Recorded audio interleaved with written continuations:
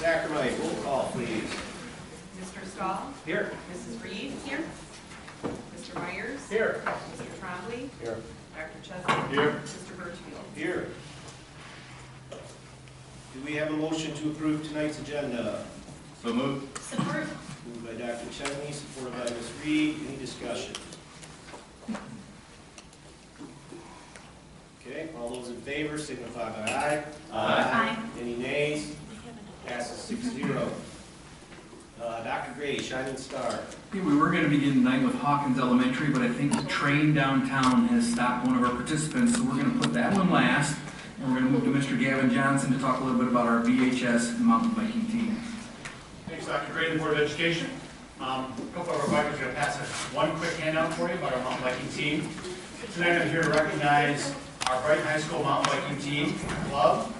If you don't know, we have a lot, well, I know you all know we have a lot of incredible, successful programs at Brighton High School, but I'm not sure we have another program that is a 5-time state straight champion now.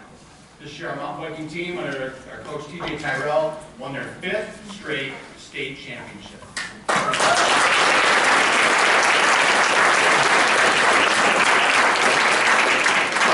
So TJ, come on up real quick. I'm going to hand over to him and introduce a couple kids. But I'll just say, I started this team with 6 kids. He has dozens of kids now, from little boys and girls down to young adults. Pretty cool.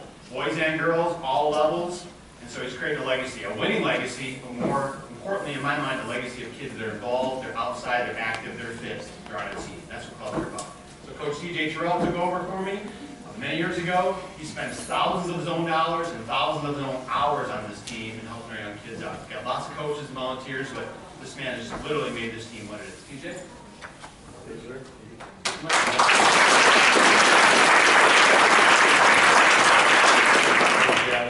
As Gavin mentioned, this is really about getting kids outdoors, doing something healthy, where they're exercising their mind and their bodies, maybe getting away from Fortnite once in a while, spending less time on the computer.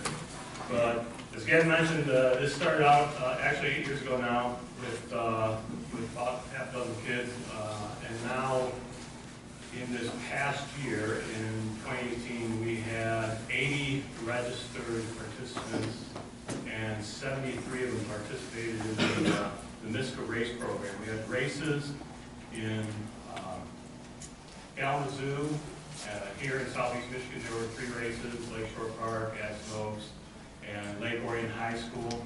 Also went as far north as Harrison to the Mid-Michigan Community College, and another one in Grand Rapids, Michigan.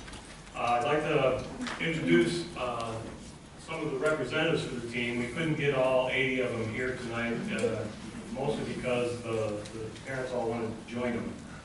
But we've got the senior Kate Worth. He's also a captain on the team. Kate, stand up.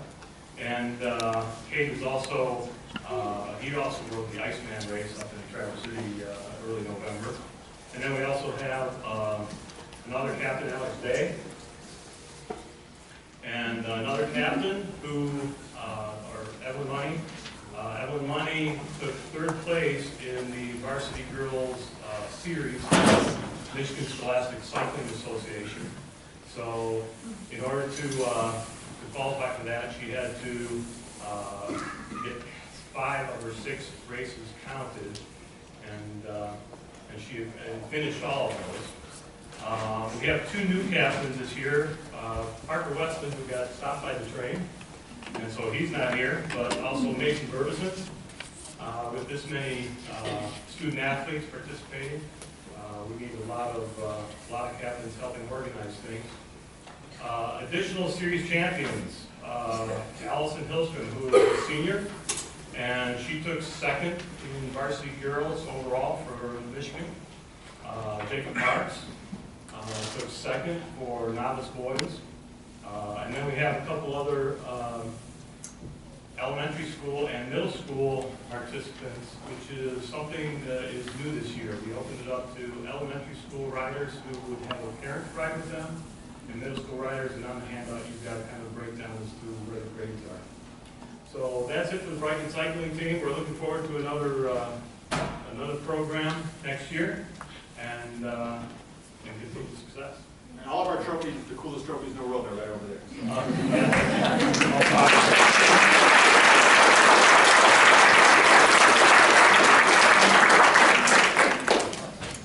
Thanks, Mr. Johnson and Coach Tyrell. I know you guys put in thousands of hours and done a great job, so thank you, and thank you, students. I did see the Hawkins students come in, so I'd like to invite up Ms. Basha Keeler to brag a little bit about a couple of her students. Hi, thanks for having me here today. I wanted to make sure that we nominated and we awarded 3 of our students from Hawkins Elementary. Gemma Hamill, who's in 1st grade, Logan Hamill, who's in 2nd grade, and Nolan Moore, who's in 3rd grade. And the reason why is because these 3 students make bracelets out of rubber bands, you know, the loom bracelets, and decided to sell them in their neighborhood so they could make money and purchase one Thanksgiving meal for a needy Hawkins family. What turned out to be a really small project turned into something much bigger, and they were able to provide a Thanksgiving dinner to 20 needy families at Hawkins. The meal included a 20-pound turkey, stuffing, mashed potatoes, rolls, and beans, and many other things. These 3 students have impacted our Hawkins community in the most wonderful and caring and compassionate way, and were able to be selfless and giving for families who really needed the help. So I am extremely proud of them. Our teachers and our entire Hawkins family is very, very proud of them as well for becoming leaders at such a young age. So congratulations.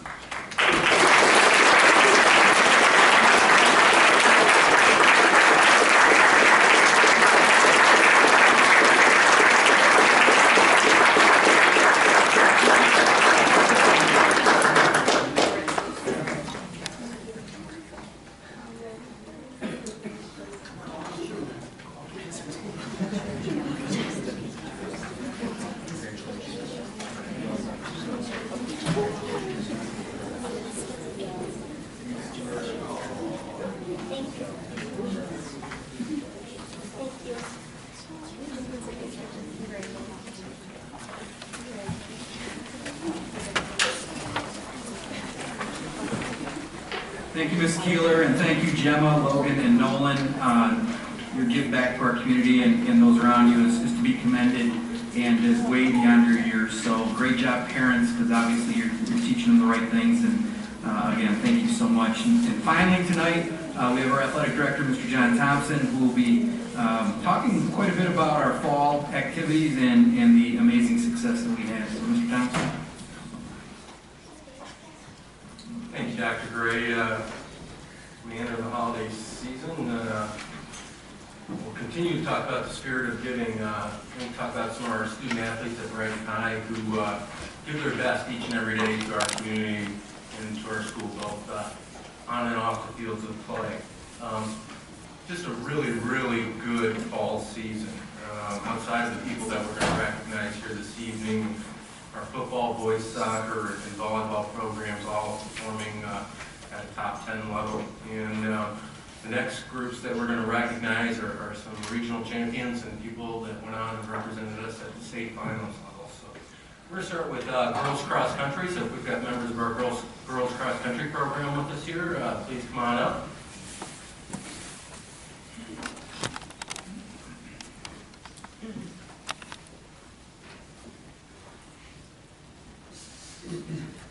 So, and I hope I've got this stat correct.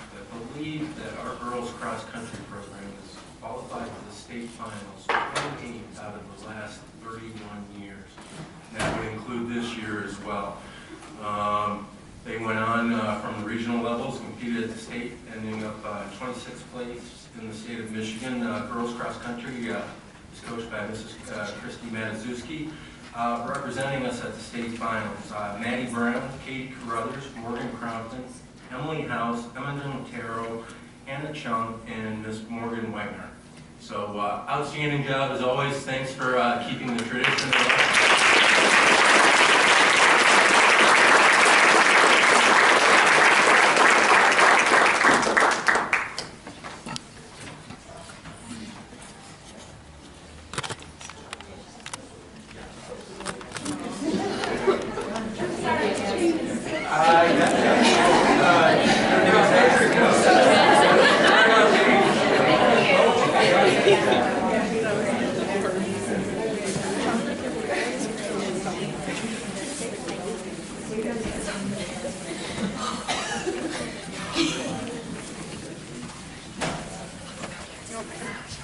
Another program that has had a long and storied tradition in Brighton is our boys cross country program, and we kind of had kind of an even field case for a little while, but in the last few years this program is certainly on the rise and back up competing at a state championship level.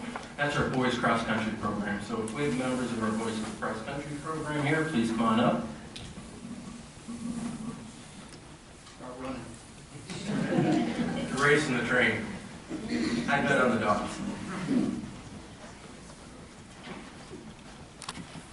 So these young men, just as our young ladies, put in tons and tons of hours of road work out there, just running and running. You'll see them in the middle of winter out there. You'll see them in the heat of the summer.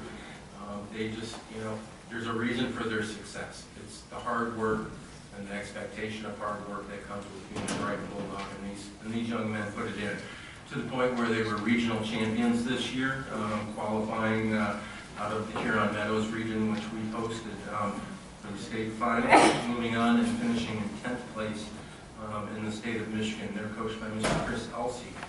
Representing us at the state finals, Aiden Bastillo, John Cayley, Sean Foster, Nolan McGann, John Monroe, Evan Ross, Scott Spanstra, Jack Spammer, Zach Stewart, and Patrick Whitten. And Jack and Zach also were all-state. Jack placing 18th overall in the state of Michigan, and Zach Stewart placing 4th. So just a great group of young men, and hats off to you, and congratulations on the outstanding season. We look forward.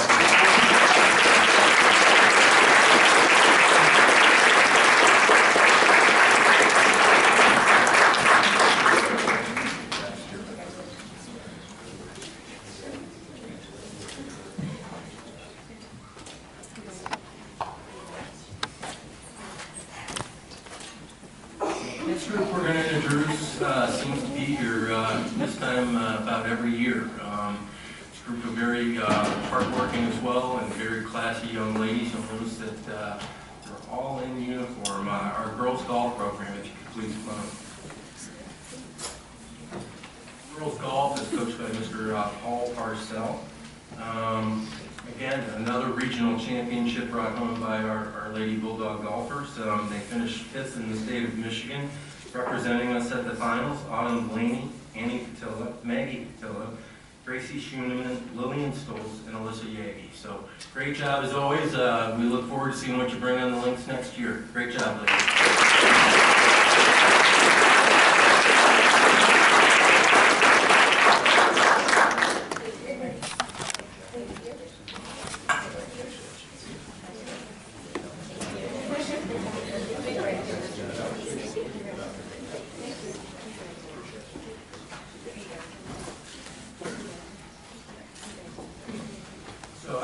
Before we introduce our last group, I would tell you on behalf of all of our student athletes and coaches, I know they are appreciative, just as I am, to our Board of Education, our administration, all of our faculty, staff, our custodians, bus drivers, and our community.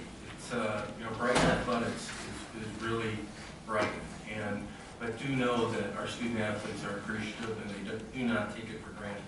I mentioned at the beginning that not only do these student athletes work hard on and off the field, but in the classroom, 76% of our student athletes this fall earned a 3.0 or GPA or better. So that's just an outstanding job as well.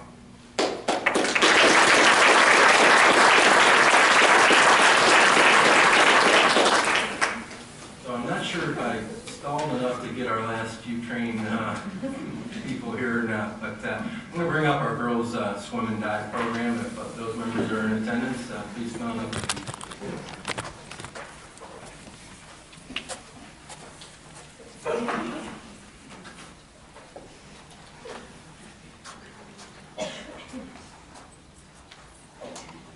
So our girls swim and dive program is coached by Mr. Jason Black, and assisted by Sean Hickman and Alex McCurry. But Coach Black, again, was named Coach of the Year, and he's somebody that has a passion for the sport of swimming and diving, and it reflects in what he gets out of the student athletes and how much those student athletes give. This program has been consistently on the rise.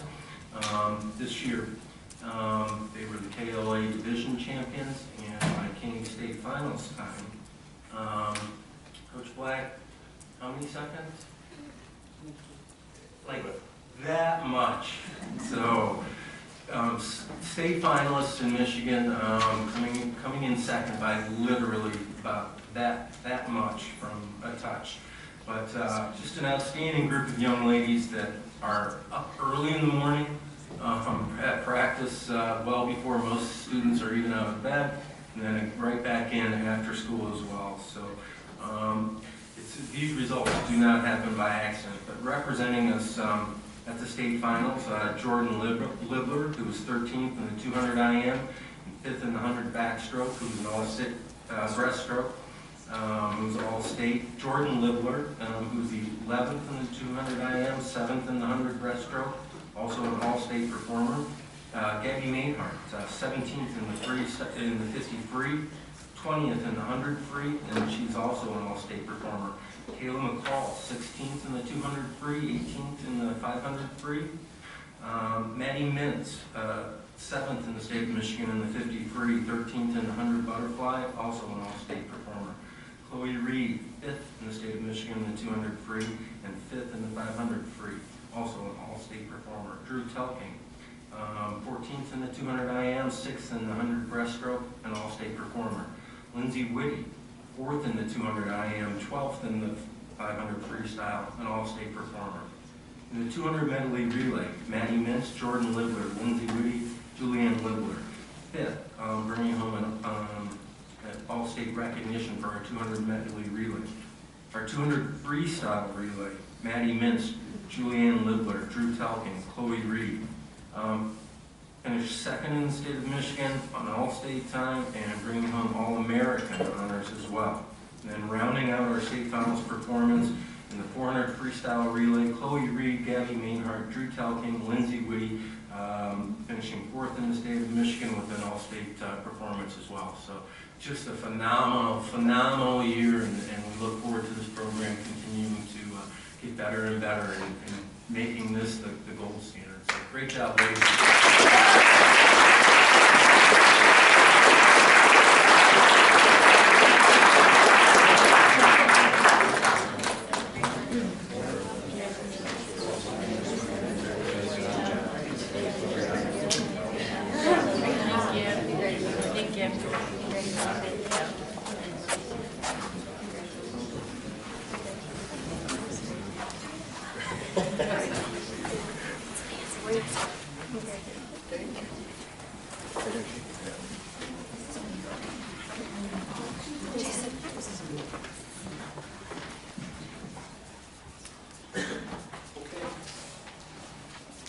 So everyone's welcome to stay.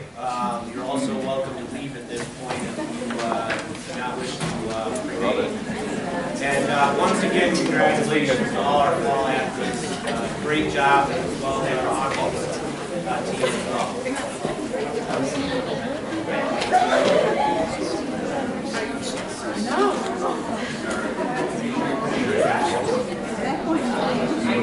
there. All great.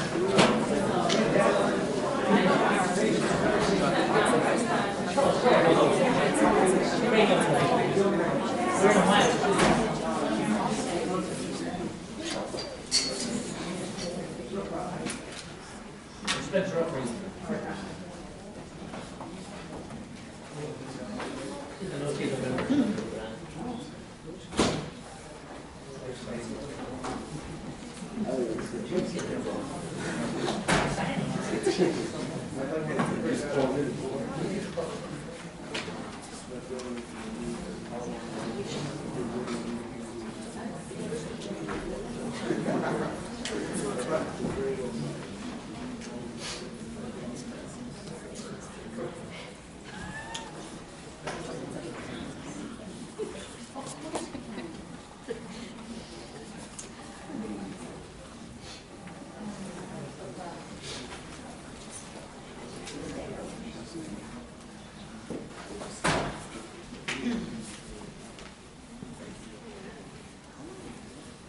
All right, public hearing, grade 5 reproductive health videos, Dr. Gray. We're going to bring up Mr. Vecchione. This should round out our public hearings for these videos. And Mr. Vecchione. Thank you, Dr. Gray. Tonight we had our second and final public preview and public hearing for fifth grade reproductive health videos that we are recommending the board adopt. So at this time, the Health Advisory Committee will ask the board if we'll bring them back for future action at the next board meeting to adopt for resources for this school year.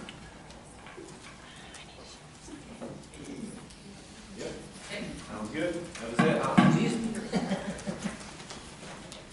Thank you, Mr. Vecchione. All right, this brings us to the first call of the public. If anyone wishes to address the board this evening, please step to the podium, state your name, address, and we ask that you limit your comments to 3 minutes. Dr. Chesney will maintain a clock, a yellow card and a red card, just so you have a reference of time.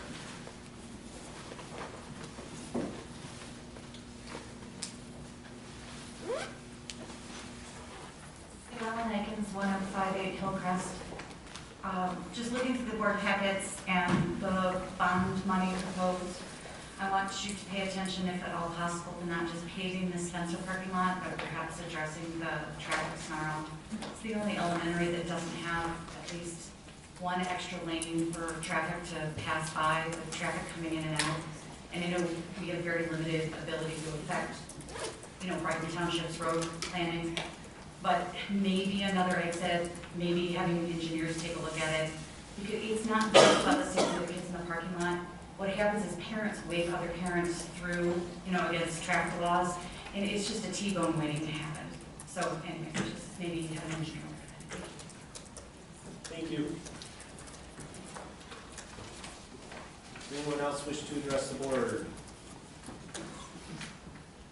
Okay, that'll close call to the public and take us to the superintendent report. Dr. Gray, student representative. We're actually going to have, is Mr. Delisle here yet? Mr. Delisle come up first and then save our students for second. So we're going to move what was under board committee reports and bulletins, the General Motors vision related to STEM presentations, up to this particular place. Mr. Delisle?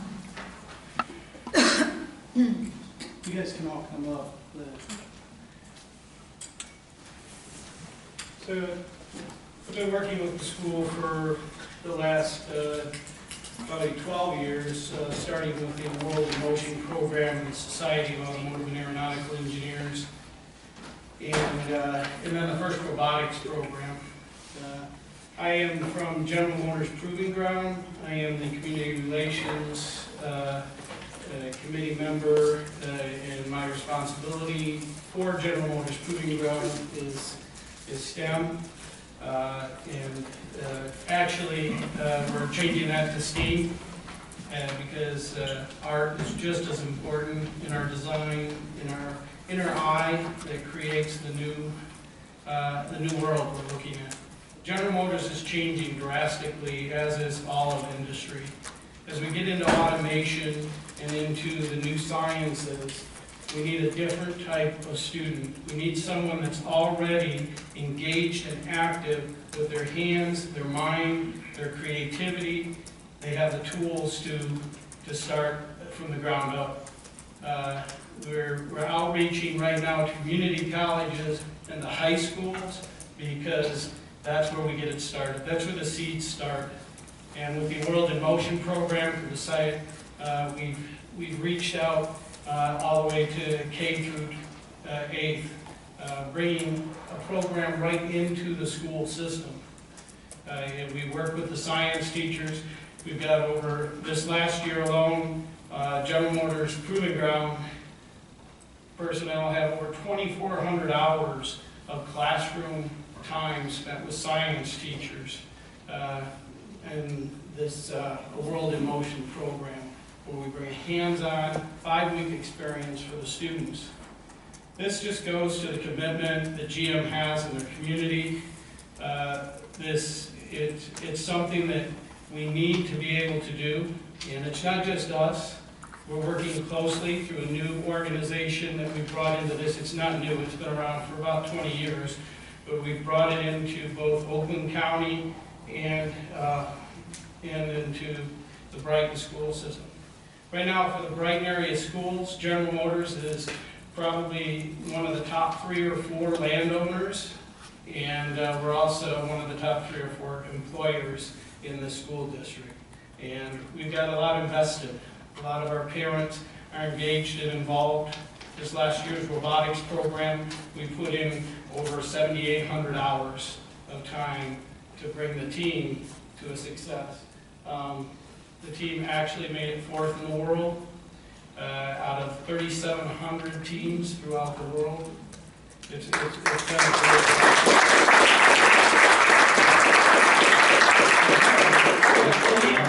And can I interrupt for a second? Sure. You were tied for first. Yeah, that's, Okay. yeah. It was a 4-way tie for first.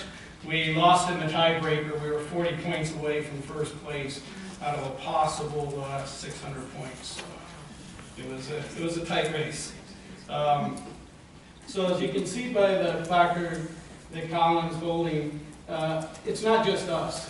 We're engaged with all of industry throughout, supporting both the automotive and everything for your CTE programs and your STEM programs. And what we're looking for at General Motors and the new association with the Society of Manufacturing Engineering is to create a community engagement to get all of these suppliers and vendors supporting the STEM initiatives. Right now, we're working with Milford High School to build a STEM center there. You are on the same path. That's what we're looking for. Talking to the GM Foundation, we're providing the tools and the resources to create the next generation of scientists and engineers. We're here to work and support the school district and the system. So that's our vision, is a STEM center, as John has laid out, and different members in this community have dreamed about. A STEM center that's going to give us the ability to go from K through 12 and engage students from the beginning of Lego robotics, from the beginning of Science Olympiad, and any of the other challenges, USA, skills initiatives, to have a place where we can open the doors to mentors that are willing to give their time from all these industries to really change the American student so they're ready to go. One other thing, so with SME Prime, we work directly with they work with the school, and they work with all these, getting the commitment from all these different businesses to help you with this, with your initiative to the STEM Center. We need the commitment of the school on STEM education and pushing this initiative forward. So we hear a little bit from the students to see what they get out of it. One last thing I want to say is, this last year we had 85 students sign up for FIRST Robotics. By the time we started the season, we were down to 32. The reason that happened was because we only can put about 12 students in the machine shop at a time. We've got very limited resources at the school to put students on electronic workbenches. We've got such a drive for this, we just don't have the space. GM's put $20,000 into the program last year, and we supported the team as much as we can with resources. Another $10,000 in the last 2 years of tools and equipment. We just don't have no place to put them, and that's what we're struggling with in expanding this. Mr. Delisle, you have the knowledge from industry. The jobs that are going to open in the future, what are the percentages of jobs that are opening in the STEM-related fields? It's like it's off the chart. Yeah, in industry alone, in the machine areas, in CNC, and this isn't your grandfather's get all oily CNC. This is sitting at a computer, coming up with a 3D design, putting a piece of metal in the machine and having it do all the manipulation of the metal and putting out a part. This is the latest science capabilities and materials and metallurgy and technology. That's the industry of the future. Isn't it 80% though, Brenton? Yeah, It's yeah, we're in the next, General Motors alone, I know in the next 10 years, we're going to turn over close to 65% of our, based on our attrition rates. And that's even after we make these recent cuts that are, and the whole idea of these recent cuts is to get the right skill base in engineering and build the right products for the future. So I just want to introduce some of the students that are part of the program. David Delau, my son, is an example of what we can do. 2 years ago, this last year, we graduated 12 seniors, and they all went on to STEM-related studies. The year before, 22 seniors went on to study STEM in college and research. So, David, if you want to talk a little bit about what you're doing now. You was the captain of the team last year that took us to Worlds. It was awesome. That's all I can say is last year was the pinnacle of all my commitment in robotics just put into 1 year. It was an extremely gracious opportunity for me to participate in. It was awesome. That's the one word to describe last year, and I owe it all to all the wonderful men and women that work to teach our students education and STEM technology that goes into robotics and the education. So what has it provided you going into Eastern as a freshman? At Eastern Michigan University, they just started their electrical engineering program there. And as a freshman with this extensive background knowledge in STEM technology, I am able to participate in these many programs that they have available. And now starting, since they just started their electrical engineering program, for example, they have initiated a project for autonomous golf cart usage. And they're going to try and involve that into their entire infrastructure that's transportation for the students around the campus. And I'm also working heavily in the physics department for research and the excitement of rubidium atoms using laser technology. So, and I owe all this knowledge to Brighton area schools, AP program, and their science department, and strongly the robotics team, and all the background knowledge that just comes out of the extracurricular activities from Brighton. It's amazing how much I'm ahead of the game at the college level. I think I could even graduate in about 3 years with just these credits already up ahead. It's amazing how I have this jump, and I owe it all to Brighton. I have two superstars here. Both the Science Olympiad and the First Robotics, so they can tell you a little bit about their experience. Hello, my name is Colin Faith. I've taken part in a lot of programs at the high school. 4 years in marching band, 5 years in Science Olympiad, starting in 7th grade, Mr. Conley. I'm nearly an Eagle Scout, but I think that one of the most beneficial things that I've done is my participation in First Robotics. In First Robotics, you get an experience that is unlike anything else offered at the high school in any way. You get hands-on experience working with technology that's cutting edge, controlling motors, sensing distances, doing all these things that you would never be able to do anywhere else. And it's really fueled my passion for STEM. And I plan on going to college at either U of M or Michigan State for computer science as a result of this. And I really think it's put me ahead of the curve and helped me a lot in a lot of ways that I can hardly put words to. It's a unique program, and I really hope that we get more spaces to explore these ideas in STEM and pursue these programs, because they're really helping the people involved in them. So, thank you.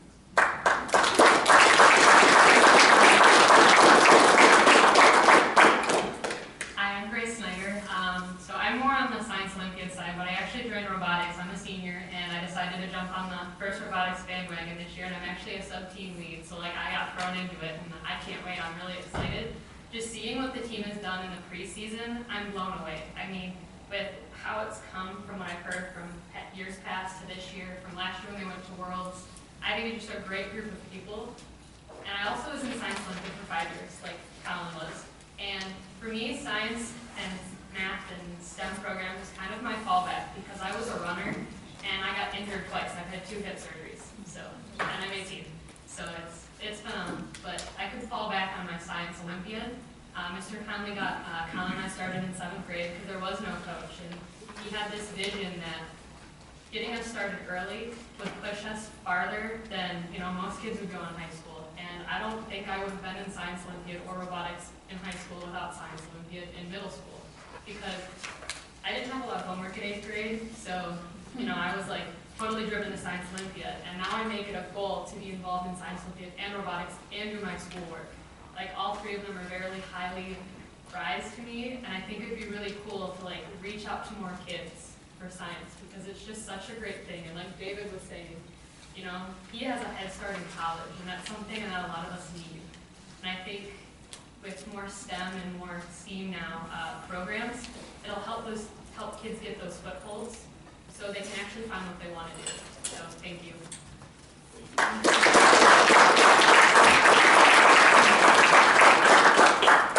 So just in closing, I really look forward to working with the school board, the school, the administration, and SME as you go on this journey to build a STEM center, because the future is in front of us with what we're going to build and design and make as products. The world is changing, and we have to change with it. It's a stark reality of the changes that's going on in General Motors right now, an old oily industry that's becoming space industry, quite frankly, as we saw Elon Musk shoot his car into space. So as we take this journey, it's going to be really, I'm really looking forward to finding the right industry players to bring mentors into a common space to really work STEM. And there's a lot of passion in engineering for bringing young people along, and it lightens up. You wouldn't believe how many engineers I know that can't really speak well, that do not express themselves very well, and when they sit down with a group of students and they have to solve a problem, all the lights just go on, and everyone gets engaged. And it really, you've got an untapped resource here. We just need to make the space and really work together to drive the future. So thank you very much.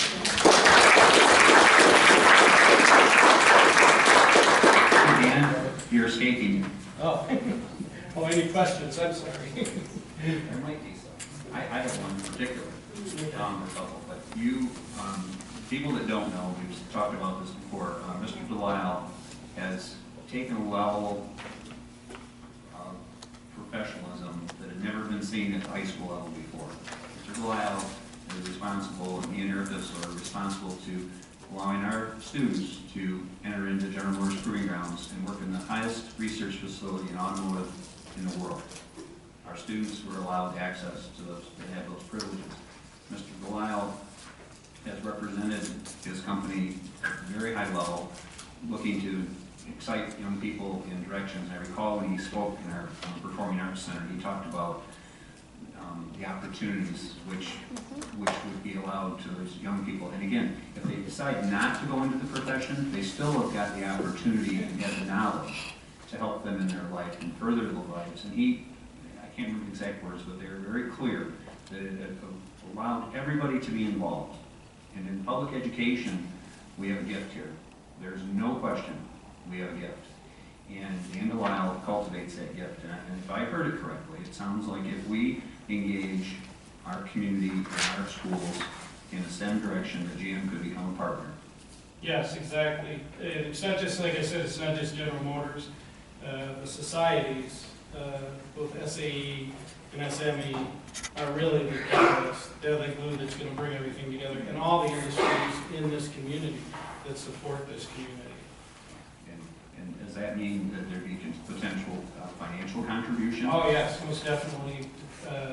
They've built in Michigan right now through the SME. We've built 8 different STEM centers. The most recent one in Warren, Jim just donated $280,000, and they're also in with all their top setup people, setting up all the equipment and the machines. So that partnership then would bring technology at that level to high school.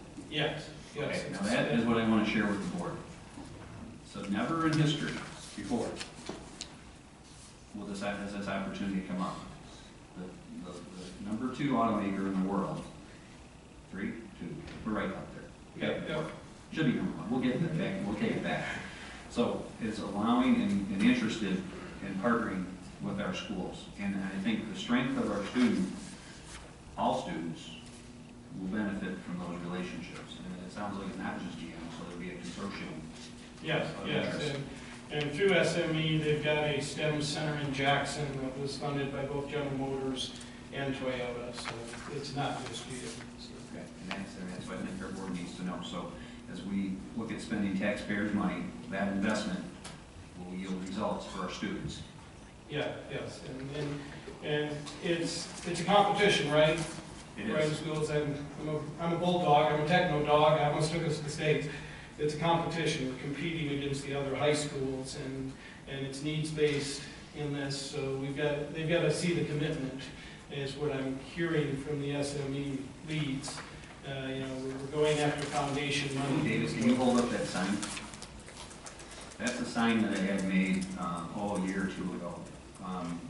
General Motors Proving Grounds was a relationship with Mr. Delisle. Ford Motor Company, there's a full vice president downstairs that just retired a few years back, a few years back, that helped us align an asset training program for Brighton area schools. We one of 12 in the country. Once it's underway, it's moving. Ford Motor Company, Toyota obviously has been involved from the beginning with us. My daughter worked for them. I contacted the vice president of North American Operations. He showed up with a semi-truck, unloaded the equipment, and said, here, what can we do now? And he's also presented here at the board. So I think there's a clear picture. Ilmore Engineering, the president of Ilmore Engineering, which is owned by Roger Penske, was downstairs just a few minutes ago, and he has taken 2 of our students. He's given them 2 full scholarships for not only for college, he paid a full internship wage, 4 years. He's on the second one now. The first one turned out, he interviewed 4 students. I think it was an age thing initially, which one he picked, they were all wonderful. But they can only do so many. So by a relationship with General Motors and Mr. Delisle's group, that will expand our reach exponentially for the student opportunities. Ilmore is a perfect example of what can happen for students. Not every student can afford a 4-year college degree, but they'll show the abilities to do it, and there'll be an opportunity potential for manufacturer to pick it up. So this is pretty revolutionary. And these students right here, I met them all in the 7th and 8th grade. I can share with you that it's been my heartfelt, been a good run. Very proud of all of them. They're great young people, and they have given me confidence this world is going to make it big time. And under their leadership and helping others, I've seen them help. I watched them volunteering the other day. They were working at I think it was a grade school robotics competition that came to Brighton High School, which was brought by our instructional staff and also a volunteer parent. And here were our high school kids over there doing everything they could do to make it work. And successful I was. I got to come over and visit, and I saw a lot of people from a lot of different communities really engaged and very positive role models by you guys. So thank you. My vision is from kindergarten level to a senior and the captain of the team. So we have programs to start teaching robotics from 5-year-old plugging Lego blocks together to the point where they're competing at the highest levels. As your mechanic, I can tell you that would have been great, and it would have helped. I got there a little sooner, but I appreciate it because I think it applies to everybody, and that's the key in public education. We always keep that all in front of us. Every student's included, and we do our best for all. And Dan, you have done it. I've watched it, and under your leadership, I see what's going on. So thank you. Thank you.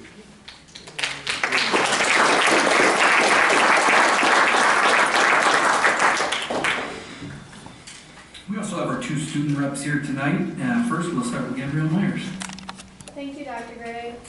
So as the high school is wrapping up the last few weeks of high school, or for the year, We are working on our holiday assembly that we will be performing next Wednesday, so a week from this Wednesday. We have been practicing and perfecting our acts, and we're really excited to share that with the entire school and family and friends. Along with that, we're excited for the end of the semester to come up, which will be in January. It's crazy that a half a year has almost gone by, but it's been really rewarding this year. So. Thank you, Gabrielle. We also have Gavin Harris here from the Bridge. Gavin. Thank you. So good evening. The Bridge has celebrated its 7th annual Thanksgiving feast on November 20th. Many guests from upstairs have joined us to eat lots of great food, and then afterwards we all did special activities.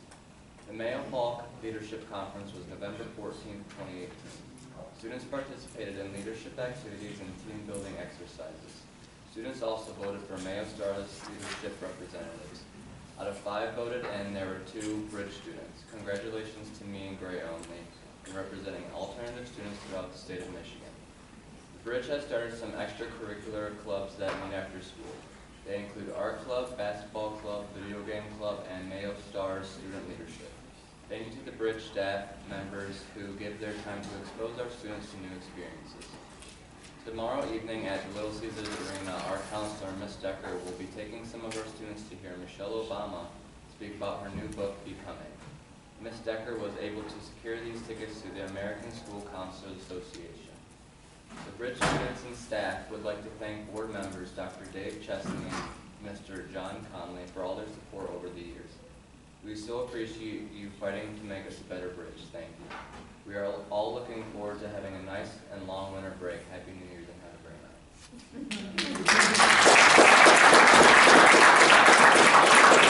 Thanks, Gavin. And my final piece under superintendent report, I'd also like to take a moment too and thank Dr. Chesney and Mr. Connolly. 4 years of service from Dr. Chesney and 8 years of service at the board table for Mr. Connolly. It's not always a fun job, it's not always an appreciated job, and it's definitely not a paid job, but I think people do these jobs because they truly care about kids, they truly care about the school system in this community, and I can tell you that I've worked intimately with both of them, and they definitely have those characteristics. They are kid-centered, they are district-centered, and we'll miss both of them, so thank you for your service to the school system. I appreciate it.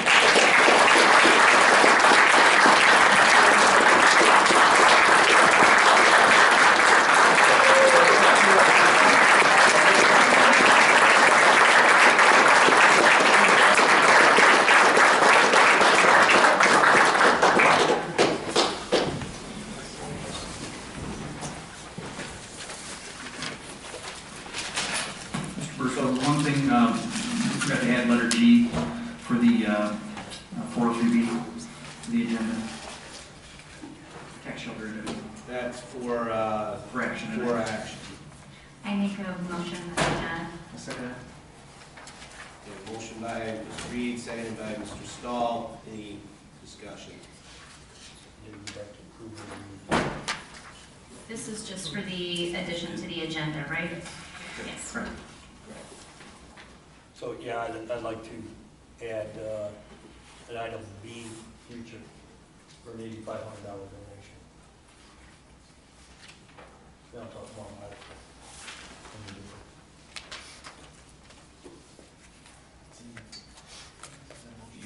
So we have a motion on the table. Second. Do you need a second? Seconded by Mr. Stahl. So this is now a motion for 2 additions to the agenda, just so we're clear. Yeah, item G under 4 action for the 403B and item B under 4 future action for an $8,000 donation. Any discussion? Okay, all those in favor signify by aye. Aye. Any nays? Passes 7-0. Okay.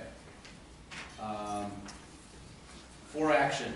Item A, regular meeting minutes of November 26, 2018. Do we have a motion to approve? Support moved by Mr. Myers, supported by Mr. Trombley. Any discussion? Okay, all those in favor signify by aye. Aye. Any nays? 7-0. Item B, disposal of property. Dr. Gray. This would be the desks that we talked about at the last couple of meetings for behind the high school that no longer can be serviceable. We have a motion to approve. Support. Moved by Mr. Stahl, supported by Ms. Reed. Any discussion? All those in favor signify by aye. Aye. Any nays? Passes 7-0.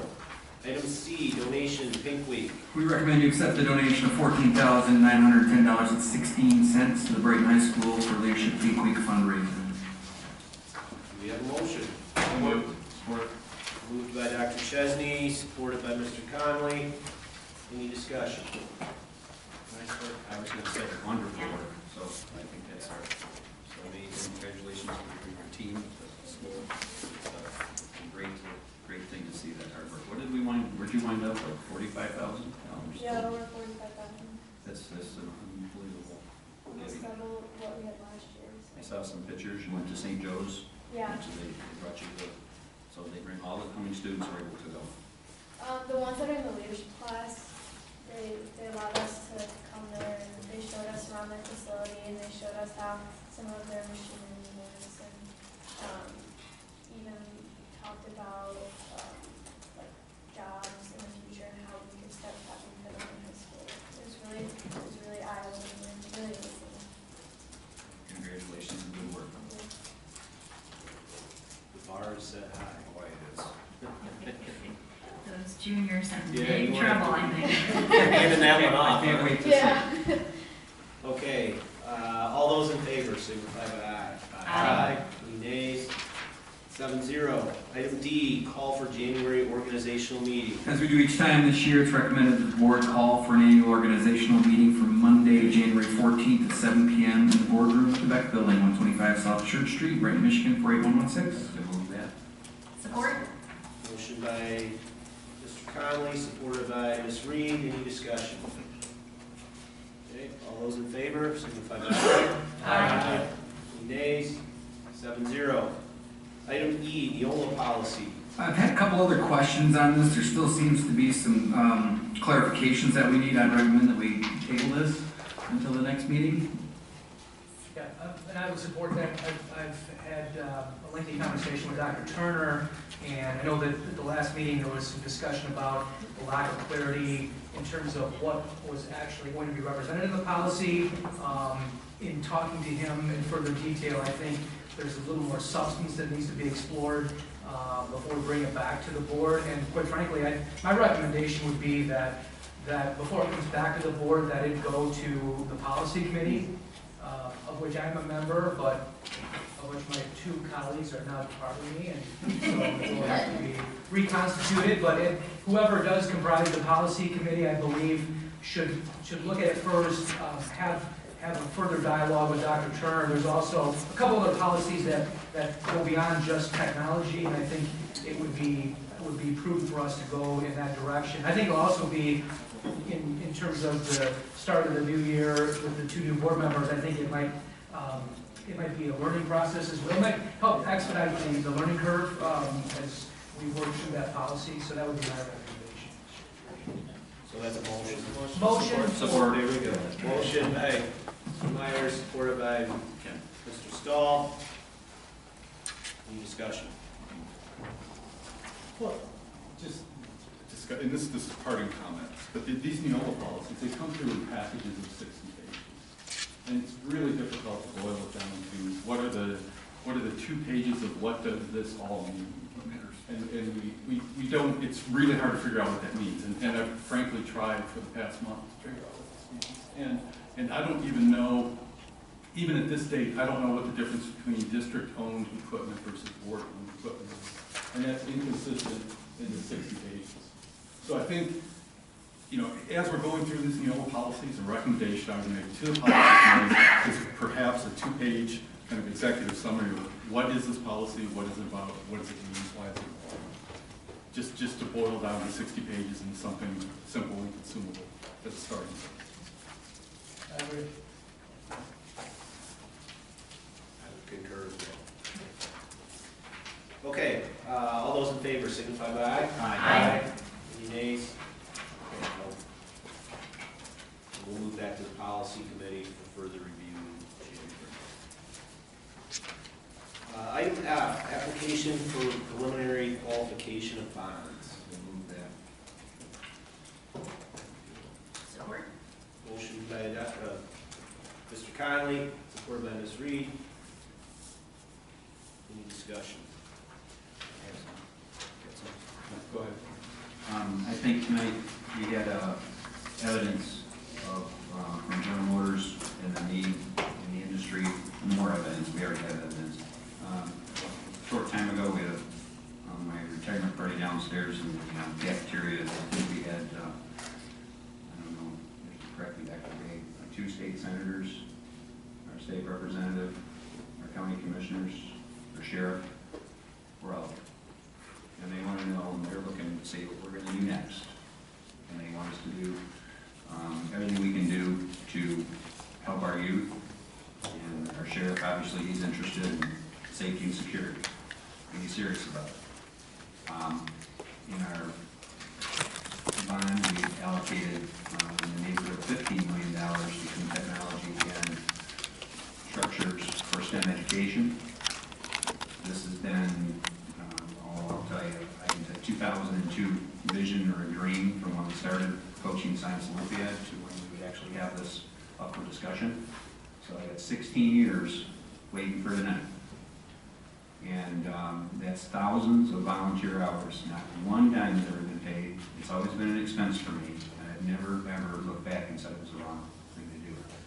Tonight is an opportunity for our board and our community to look at this seriously. And I believe it's spelled out right in front of us. The opportunities there. I believe that this board and our school system, between its educators, the people who are involved in the development programs that we're discussing that we don't know what they are yet, to our dandelions, volunteers, people that will bring expertise to us that we may not have.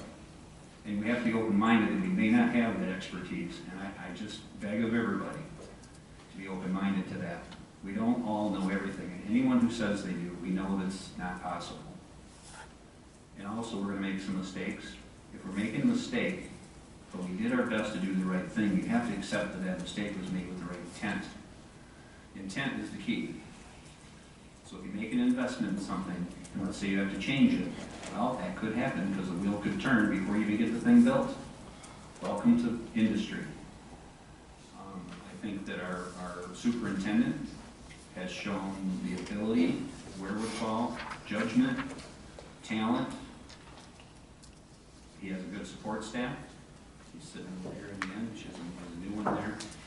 He has Dr. Suri, who sent a note tonight for us. She was busy with another board meeting in her retirement. She can't stay out of education. That's the kind of superintendent we like. I really see it working for Brighton area schools. I see partnerships developing that you never think would happen. I can see that the folks that visited downstairs were leaders of their industry. We're ready to partner at the level that they need. It's a high quality level that can't be matched is what we can do. And that's what we can do here in Brighton. And I think we should just go for it. Thank you. I couldn't agree more. I don't think I could say it better, so thank you. So then we're voting on per written. The current draft, yep. I just have a question. Something that kind of slipped through our last meeting regarding to the indoor dome. There was some setback information that was a little concerning as to whether or not it could be built that close to our neighbors behind the high school. And then there was some hours of operation and whether or not fire suppression was going to be needed based on occupancy, et cetera. Just wondering if we can get some clarification on this stuff. And just wondering how it will affect us going forward. If I can clarify, there's really two types of dome. 180 days or under 180 days. That's the first decision you have to make. My assumption would be under 180 days. If you go over 180 days, you're talking more of a permanent structure.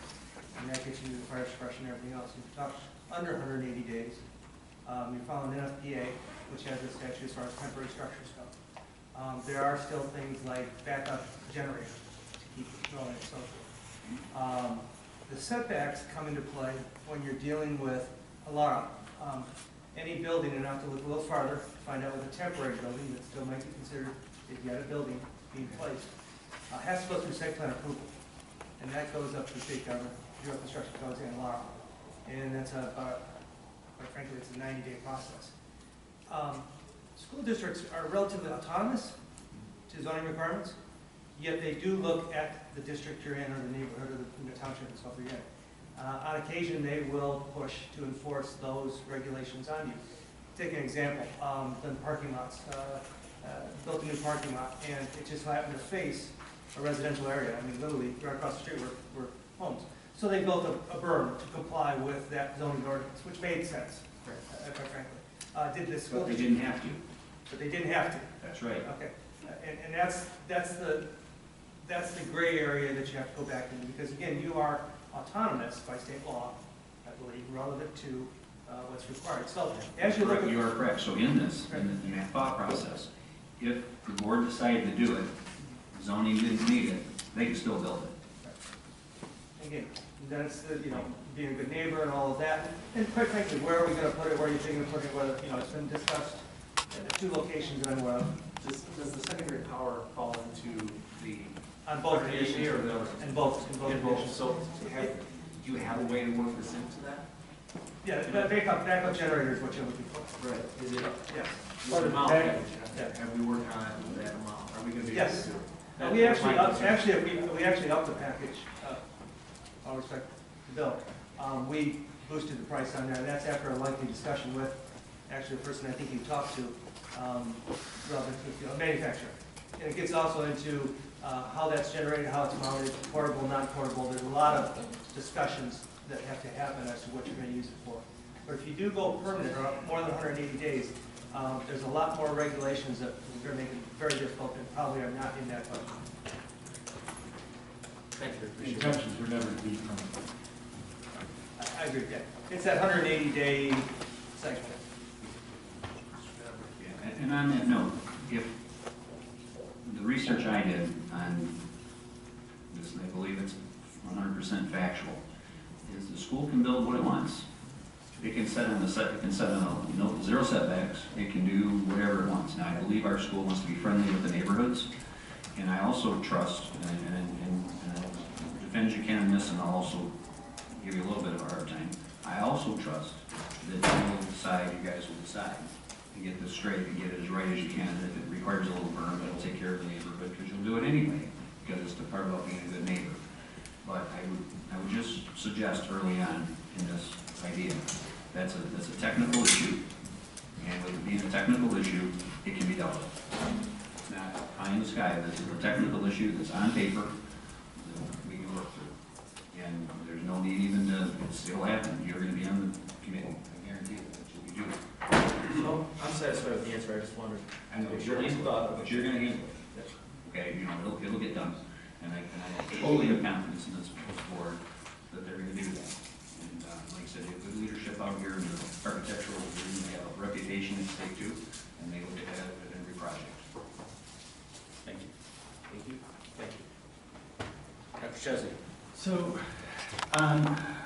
some of the items that are in the bonds, I strongly believe, and I believe Mr. Birchfield, you brought this up last time, I believe in funding seed efforts, the curriculum, some new development that will. I also believe strongly in curriculum-led development of facilities, that we have this curriculum, that's some initiative that we're trying towards. So, and a good example, I think, is, with Pinckney doing cybersecurity. So if Brighton area schools, as a curricular effort, said that we wanted to be the strongest in autonomous vehicles in the state or in the country, or in robotics or something like that. I deeply believe in it. I still have great difficulty with the idea of if we build it, they will come. And I think throwing millions of dollars at if we build it, they will come, I think that's an issue. I've talked with many parents, I've talked with many teachers, I've talked with many administrators who are looking at some of the features, some of the issues that or some of the things that we want to implement in the bond, and they aren't quite sure how we're going to use the facilities. So what I would recommend is, as we go through this, rather than just blanket approving it, that we go through page by page, and if there are any line items that anybody on the board has issues with, then we vote on those individual items. I'd like to call for a vote. Well, wait a minute, I thought that's what we had the last 2 weeks to do when we sent the questions to I got Dr. a floor Gray from our last again. meeting. I'm calling for a vote. That's what's next, though. He was finished. All right. So I'm calling for a vote. Well, hold on. As it's presented. Let's give Mr. Trombley. Go ahead. No, again, I thought at our last meeting that we had between the last meeting to a certain date, that if we had particular questions, those questions would be written down, they'd be passed to Dr. Gray, and then there'd be an opinion or a price put to those. Greg, did you get any of those questions? No, I have a good question. Okay, so I don't know why we're going to, again, spend We had a time conversation, but it was after the Friday. doing that again, because I thought we already vetted that at the last meeting. So I thought tonight, this was for a vote on bond for Rick. That's why it's on for Rick. That's the way I understood. So I call for a vote. I would like to amend the bond proposal. You can. I call for a vote. There is no such thing as calling for a vote in Robert's rules. Well, I've asked for a vote, and I'm making a motion for a vote. I'd like for Dr. Chesney to explain the rationale. I've made a motion to vote on this as it's drawn. You've called for a vote. I made a motion, just made it. Is there support for a motion? I will support the motion after Dr. Chesney's done. Ms. Reed? I thought we already had a motion on the table for that. thought we did. I did too. We're just in the discussion period, right? Okay. Yes. Okay. It was an amended. Go ahead, Dr. Chesney.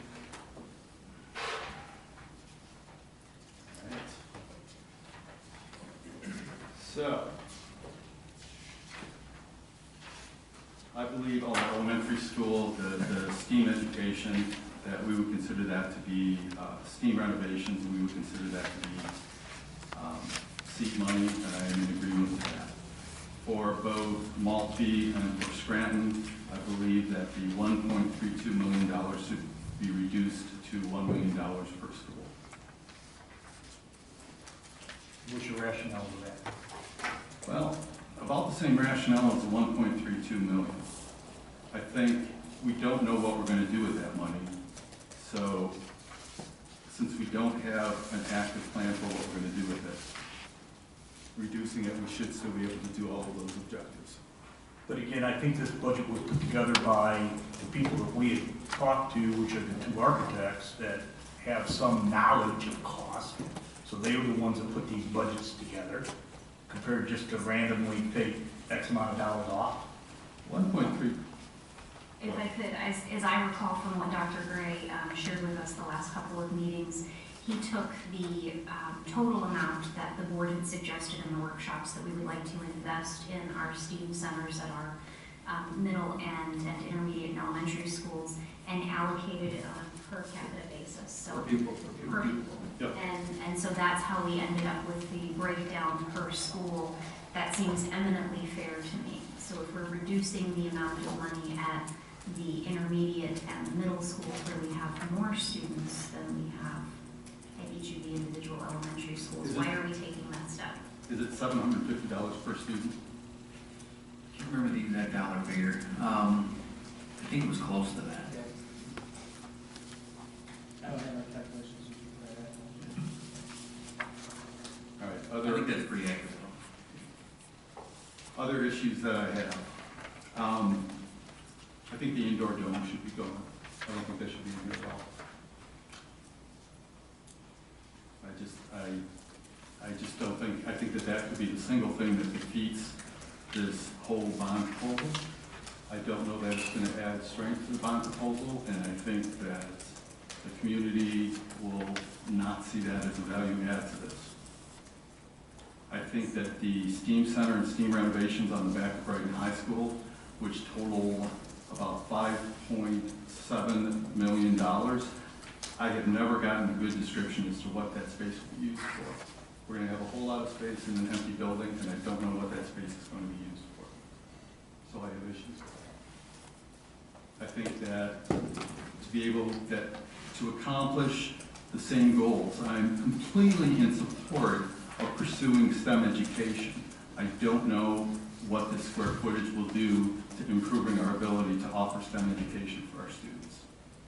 And then finally, the last one that I have is the wing, the CTE wing on this building, the back building, for $608,000. It's being used now to maintain maintenance equipment. So it's containing our electrical supplies, it's containing our plumbing supplies, and we can offer the same curriculum to students at the bridge without putting that addition on. And that addition of $608,000 actually ends up being an addition of another $700,000 because we have to build a new maintenance building to store the things that were taken out of the CTE wing. So basically, to relocate our plumbing supplies and electrical supplies costs us $1.4 million. So those are my big issues. Dr. Chizzy, on that. The remodel here, hold on. All right, I had that. You did. So then Just to clarify, I believe we've been trying to centralize. Hang on. I had a vote, so I was in my mind. Sir.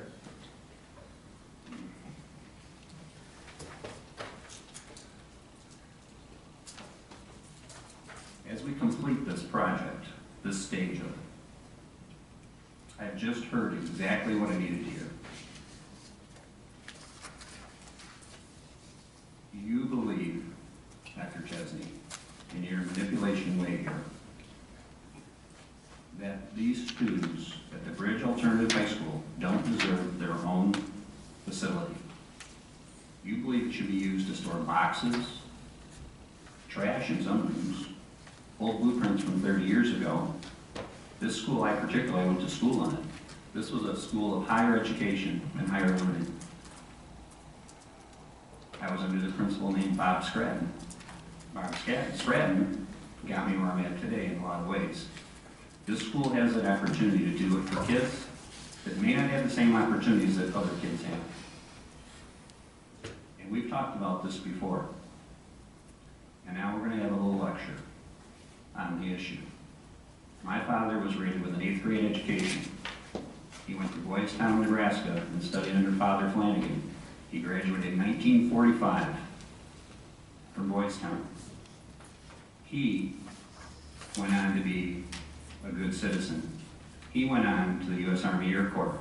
He went on to win 600 races and 50 track championships and be in the Motorsports Hall of Fame. He didn't have a chance at education. My father could have been a brilliant scientist or engineer. I worked with him for a lifetime. I was in this school, and I needed some extra help. I got it. Brighton Area Schools graduated me as a master certified technician at 17. I was in the bridge today, I don't know if you were.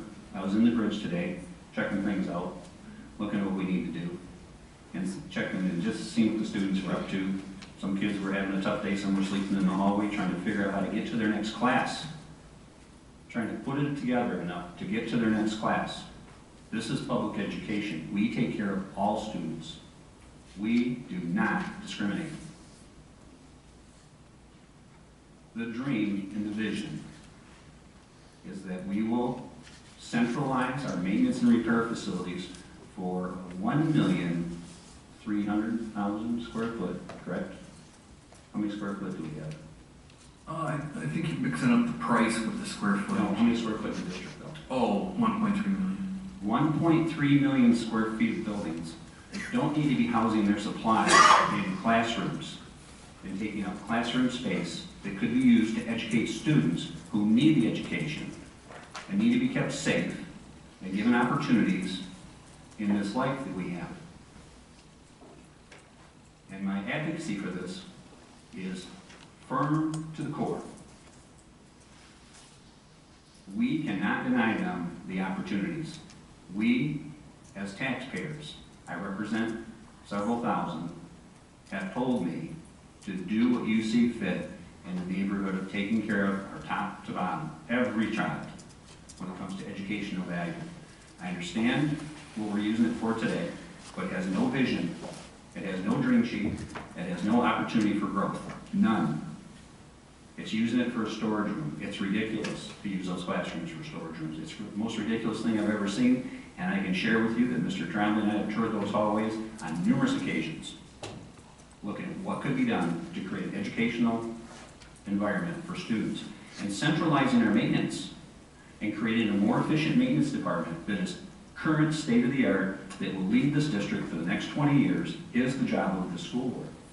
It's not their job, it's their job. You want to keep working out of old classrooms and storing cabinets, and if you walk in those classrooms, they are so underutilized, it's not even funny. And they're being stored. And the paper in the hallways are being used with high-lows and hand trucks down the center of the hallways that should have students' feet walking down, not a high-low. Now I'm not finished. When I met this school, my Science Olympiad kids were put out in the cold. It was all volunteers. My robotics kids were working in the closet. They're working on the floor in the spare classroom with no equipment. None. I saw it, and I fixed it with the support of this administration and with the school board. It wasn't me by myself, it was everybody. The parents, our superintendent, Dr. Gessinger, over and over and over again, we did this stuff. This is a vision. It's up to the school board to decide on how they see that growing. It will open the doors to new opportunities for more students in our community that also need an education. It'll be a floodgate with a little bit of vision. It'll be a floodgate because they are looking for these opportunities for their kids. They are actually beating the doors down looking for them. Where can we send our kids that have a little different situation? Maybe don't want to be with 2,000 kids. They need 15-person classrooms. So building a proper maintenance department is our job as a board to see that that gets done. Knowing that it's going to clear out classrooms and we have to spend $600,000 or $700,000 on classrooms that would cost millions to rebuild for new ones, that's a good investment for the community. And you know what? I'll bet we could probably lease some of them out and make some money on them too. Who knows? It'll cause some more night classes. It'll cause this. There's lots of things that can happen. And it's morally and ethically wrong not to do this and give these children a chance. And my family, and we've talked about it before, comes from a different side of the tracks. I have a sister that's got a PhD and is a professor. I have another one's got a double master's in education. I have myself earned a 2-year associate's degree. I came from a house that a father had an 8th grade education. Is these children's right to have that same opportunity and build on it? And the taxpayers are willing to take that chance because no one's ever called and said, don't do it. Not one person has called me. Out of all the people that supported me, and tonight that we're here in our retirement party, every single one of them said, go forward. And I'll refer to another board member who was present. Would you suggest that's the case? Yes. And that was 100, over 100 of the top community members that represent this town and this county and this state said, go do it. No one said, don't keep doing this. Dr. Gray got a chance to speak in front of them. He is leading. We are in support and bring our visions and ideas, and he is able to do it. And I just cannot believe what I'm hearing. And I had asked for that vote. If I can't get the vote yet, I'll just keep waiting until we're going to vote on it. So thank you. Mr. Stahl. I was simply going to, I think, actually, Mr. Conley already touched on it. We were talking from last week about bringing the centralizing our. So that's where that came from. I understand some of the concerns, Dr. Chesney. I too have thoughts about the dome. I'll support it, but am a little concerned from what I've been hearing recently from people, but I'm not going there. But the biggest thing I just got out of the conversation was just the centralization of our maintenance buildings and bringing everything together. That has been part of the vision for a while. That's all I got. Mr. Trump. So back to the support of the dome, I've also talked to a lot of people in the community, and for some reason, hears that, you know, dome is a good idea, and they would wholeheartedly support it, just as they supported the athletic fields at the high school and the renovations in the first bond. I believe that was the sports group that carried that first bond and helped pass that bond. You go all the way down from junior football through cheer, through the lacrosse, the clubs. Everybody that uses those fields wanted better facilities, and they helped pass that bond. And I believe the same group of people will also help and support this bond, because there is something in this bond for them as well. And I believe that's where you can gain a lot of support to pass it. Mr. Myers. You know, when we started this process a year and a half ago, what was, from my perspective, the important thing that we looked at was that there were really two components, at least from my perspective. One was there was a very clear identified need to address infrastructure improvements that had been long deferred, that should have been part of the bond years ago, but unfortunately because of the scope of that bond, I believe the board at that point made the prudent decision not to include that at that point in time and bite off that large of a bond at that point. That was a wise decision. Unfortunately, it just kicked the can down the road, and so as a consequence, we ended up with several big-ticket items that were identified that needed to be put to the public, and were items that needed to be addressed. To me, there seemed to be unanimity among all of the board members that there was a clear need for those items, and there was unanimous support for that. The second component transitioned more into perhaps not what was an infrastructure need, but what we pride ourselves as a district as being visionaries, as being a step ahead of everyone else, and it's really made this district grow and achieve the stature that it has now statewide across the board, whether it's being the visionary to grow the shared services program that's become literally a cash cow for our district, that by any measure is an unbelievable non-traditional revenue stream for a public school system. I mean, it's unheard of. And whereas 99% of the school districts in Michigan rely on a very traditional revenue model, our administration had the foresight to think out of the box years ago, identified a revenue stream that would not only bring us out of a deficit, but put us in an amazingly positive financial position that we find ourselves in right now. So if it's on the financial side, you have that. If it's from a programming standpoint, whether it's the implementation, the adoption and implementation of the therapy dogs, the Project Unify. I mean, you go across the board, whether it's curriculum, the significant expansion of advanced placement programs that are available at the high school, the growth among all the elementary schools for the programs like the Leader in Me, that I was at the elementary schools when other schools in Metro Detroit were coming to see for themselves how we were doing this, and what an amazing example that we were setting as a district, and inspiring young leaders at an elementary age by thinking of these really innovative programs. So, I mean, to me, you go across the board, whatever it is, finances, curriculum, social, emotional support, I mean, you name it, and we are leading the way, and we are viewed by many in the state of Michigan as being really a district that most schools aspire to ultimately attained. And so, given that background, when I look at then what do we want in addition to the infrastructure needs in this bond, we need to look at what is the investment in our future. What are we going to do to continue to advance that narrative that this district has created?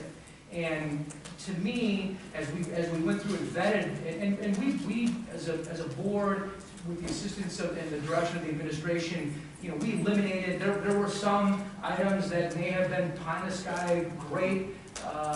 If money was no object that we might all want to include in that bond, but ultimately we made, I believe, the fiscally prudent decision that we vetted those items. We eliminated the ones that really just were something that just wouldn't fit for this bond. We had an idea of what our bond, the target should be. And with that target in mind, and with the notion that we are going to make an investment in the future, we, through that process, came up with these items. I firmly believe that these items absolutely 110% promote that narrative of our district.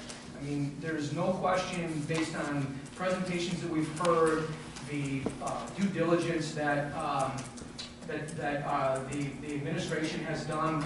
We had presentations from Scranton with regard to the implementation and promotion of their STEAM center and their STEAM initiatives. It was made very clear during that presentation that they could benefit from additional space.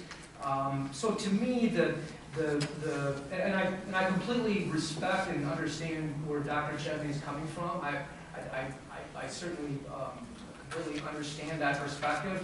Just from my perspective, I think this is the better approach to take. I think the voters will support it. I think we've created a track record in this district that we spend money wisely, and we spend money in a prudent manner for the investment of the benefit of all of our students, whether it's promoting the STEM initiatives through the creation of additional STEM space, whether it's putting in the dome on a temporary, on a semi-annual basis to further expand the opportunities that our athletics program has, that the band may have, that anyone else in the district may be able to avail themselves of that. And then even from an operations standpoint, I dare to say that we have to be the largest district in the state of Michigan without a central maintenance garage. And I really believe that. And there's no question that creates operational inefficiencies, and I think it's important that we do that. And ultimately, I think in the final analysis, I felt that it was important for us to do this now. Because if we don't do this now, and we don't include these items that I believe are important investments in our district, and we strictly go with a needs-based, infrastructure-driven bond, then 2 years from now, we'll look looking at ourselves and saying, well, it'd be great if we had a STEAM center. It'd be great if we had this, but unfortunately, we just went to the public with a bond, and we're not going to be able to do this now for another 3 or 4 years. And by that point in time, we'll be behind the curve. And I firmly believe that we have an administration that knows how to maximize the assets that we have and the assets that we develop. And I'm willing to further to give my support for the administration to be able to leverage those assets to the fullest benefit possible for our district. And for all those reasons, I've been in full support of the scope of the bond as presented. Thank you. Thank you. Mr. Trump. Yeah, and just I'm glad Roger brought this point up, because again, going back to the dome, don't forget the idea of the dome is to take our overcrowded gym space in the middle of the winter time, when you have boys and girls lacrosse, you have safe softball, you have baseball, you have all these other sports practicing in there, and you really don't get to use the gym space for what the gym space is for. Because you have all these other teams that are craving indoor space. So the idea of this dome is to be able to, for a very low cost compared to building a new gym facility like we did at Hawkins in the last bond issue, But again, to add additional space that kids can have, which is a large space, I mean, we're roughly $35 a square foot on this thing. It's temporary, it's not a permanent structure. And then when you want to talk about additional revenues and future revenue sources, by all means, if you look at the going cost of a dome, I think somewhere in the $250 an hour. So during the 8 to 2 o'clock period of time when it potentially could be sitting there, community ed could be renting this for indoor drone space, whatever types of community activities that maybe the city or something else would like to put in there, or additional practice time that we actually even pay Legacy to go and practice in. Now we'll have our own dome to be able to do this in. And think about this. So our marching band goes to these bowl games. Typically they participate at the first of the year. If there's snow on the football field, they're out there with their heavy coats on, practicing, playing after we have to plow the field. This would give them a perfect venue to come in, practice in somewhat of a controlled climate, to be able to go so they can go and perform at the beginning of the year in some of these bowl games that are in the midwinter time. So, this bond has been through an extensive review process. We've gone through a couple of different lists. We've gone through, I know on the facilities committee, we've gone through a number of meetings with staff at the high school and with other interested parties that wanted to share their vision of what we could do with some extra STEAM space at the high school, what we could do with the dome, what we needed from an infrastructure standpoint. And I think we've got a pretty good list that, as Roger said, as Mr. Myers said, balances the things that we have to do with the things that we want to do to provide our district with the footing to continue improving, growing by the leaps and bounds that it's seen in the last 5 and 10 years. And it's truly amazing what our district has accomplished over the last 5 years. And I do truly believe that the things we have on this list for the proposed bond are going to give us the next leg up that we need to continue the improvement in STEAM at the high school, at the middle and intermediate schools, and at the elementary school, as well as continuing to improve and shore up the infrastructure that we have. Because it doesn't really matter that we have world-class robotics classes going on in the high school if the boilers don't work. It doesn't really matter if we have, great library and media center at Spencer Elementary if we've got problems with the water in the building. We have to take care of all of these things, and we have to be forward thinking while we're doing it. We cannot just fix the problems as they crop up, and this is, in my opinion, an excellent chance for us to be forward looking, to think about what we are going to need going forward and provide this community with something that's going to be useful for 5, 10, 15, 20 years. And when I think of the STEAM space and the investment that we are making at the high school for the new space and the new technology, and then in each of our other buildings, this is truly our opportunity for vision. This is, I do think we have a good idea of some of the things that we can do in those spaces, so we have enough of an understanding of where these dollars might go to justify asking the voters in Brighton area schools to give us that money, to give our administration the chance to build this space. But at the same time, we haven't constrained ourselves to an exact vision that, for all we know, may be obsolete by the time we can bring shovels to the ground. So I think we are making an investment that is targeted, but still offers us the flexibility that we need at this time.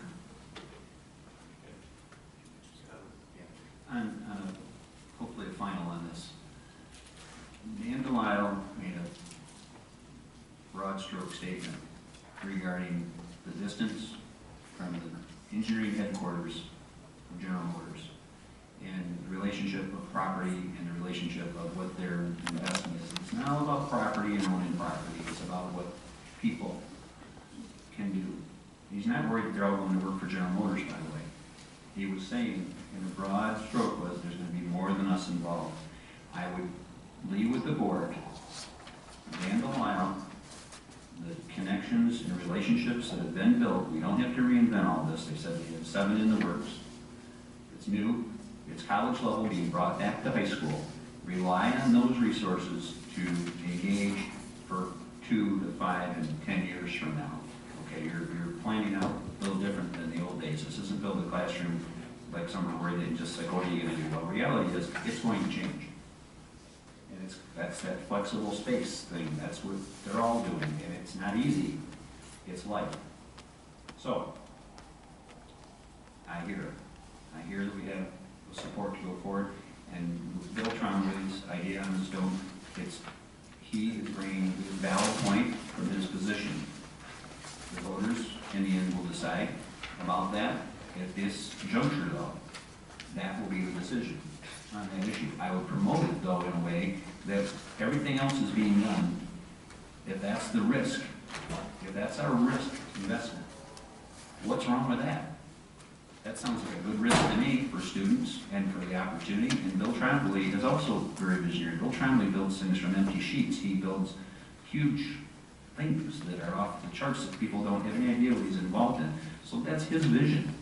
He believes that will bring the next best part of life to Brighton area schools. And yeah, there's going to be some that don't have kids in school. They say, is that a great idea? You know what? That could happen. But what we have to say is look at all the things that are good in this. And this was a board member's vision on the issue. And support that board member who's given his time for multiple years. Now it'll be 8 years coming up 2 years from now.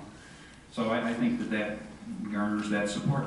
And we move forward. And the board then will make decisions that I believe will get full support once we work with General Motors, Ford Motor Company, work on that vision closely and make sure those dollars are allocated to do that. And I see it. I think Dan is an honest man. Remember, the man who was speaking there has never let us down. He never, one time, let down a student from Brighton area schools. And when he made that statement, and that's why I asked him specifically, he didn't back up, he didn't hesitate. So that's the next step. Get this done, get this inked, and we move on to those relationships, even before it goes for the election. Have those relationships in the works that this is going to be that's very, very important. And on Bill's support side, you know what, if our athletes can be safe in an environment that keeps them safer, he's got my vote 100%. So that's what I'm here for. If that does that, he has it. And if they were going to be out there slipping and sliding on the shoveled field and they could have an injury, I could have somebody, I saw a young lady tonight that was on crutches and running's done, but science saved her. Did you hear what Grace said, Snyder's had to say? And good for her. Because we can't run forever, and maybe that was the decision. So in this case, maybe she had slid and slipped on something. We don't know. But that's what Mr. Trump is proposing. I believe with the absolute signed and eyes dotted success that we've had, it will come up. It just needs to be addressed properly, and then we move forward on that, knowing that that's a visionary move. And you know what? We could come back and say years from now, and say, well, Bill Trombley, that was the best thing we ever did. Look at the results. And without, just like we talked about 5 years maybe never happening, it's in the package. Go with it. Dr. Chesney. Just in the spirit of compromise, what I would suggest that we do is we have a line item vote on the indoor dome. We have a line item vote on the STEAM Center at Brighton High School, and then we have an overall vote on the remaining items.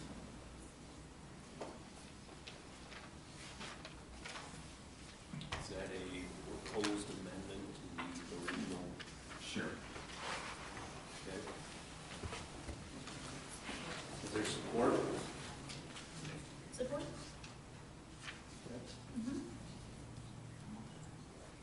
Any discussion?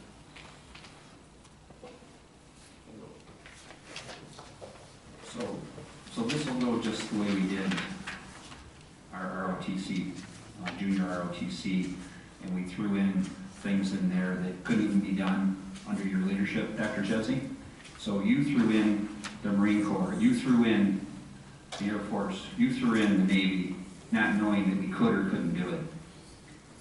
You had no knowledge, zero, that you couldn't. The Marine Corps won't take an application for ROTC, but you still put it on Can we stay Question on the here. bond? I'm on, this is on. I think we're talking about the individual This is line my item floor, or the indoor Dr. dome Chesney, versus this is the my steam center. floor. Dr. Chesney, let's, You're not in charge of this. He is. Conley, let's wrap up. Please. And in that, you just make a mess out of things. You couldn't. Conley, let's stand So up. on this, where I'm pointing, so when we go forward on this, I'd like our president, this is where I was leading to, thank you for your patience, President of the Board, that every detail is precise, not convoluted, and that we do this as technicians accurately. Please. And I will bring it up if I believe it's not being done that way.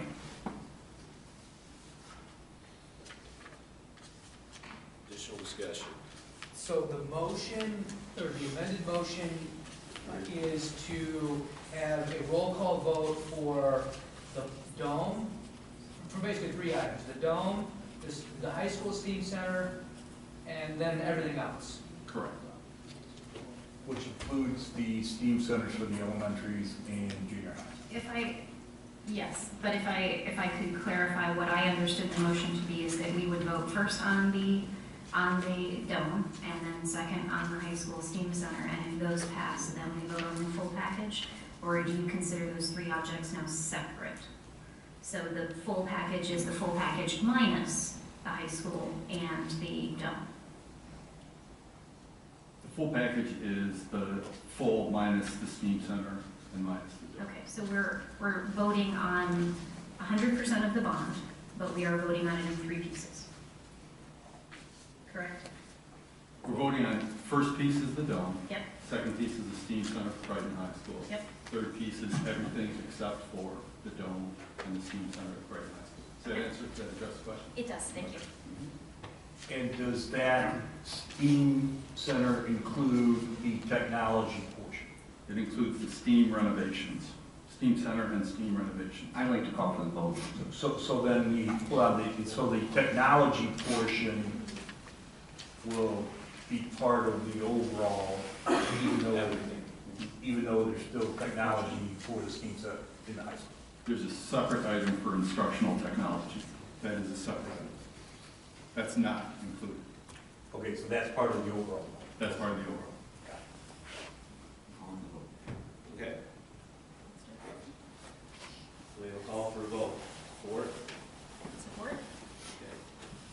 So are we doing a roll call vote? This is just a vote, just as to whether we're gonna have it all as one or the three different ones, right? That's next. That's true, we do need That's to vote correct. on the We have to motion vote on before we that. vote Right, on it. Absolutely. that's the threshold. Yes, we do. Okay, so this vote is for? This vote is whether we're gonna vote all three, so the dome, the high school STEAM center, and then everything else is three separate votes. That's That's a yes vote? That's a yes vote. To follow the process and then vote on the objects. So the first vote is just on the process, will we vote on these things, these three things In separately? a no vote would go back that we would vote just on Just the on vote. bond The as a whole whole. package. Gotcha. Correct. Okay. And that's a roll call vote? Oh, this is gonna be a roll call vote for this? I'll ask for a roll call vote. That was more of a question, if Molly can. Okay, Mr. Myers, No. Mr. Trombley, No. Dr. Chesney, Yes. Mr. Birchfield, No. Mr. Conley, No. Mrs. Reed, Yes? Mr. Stahl. No.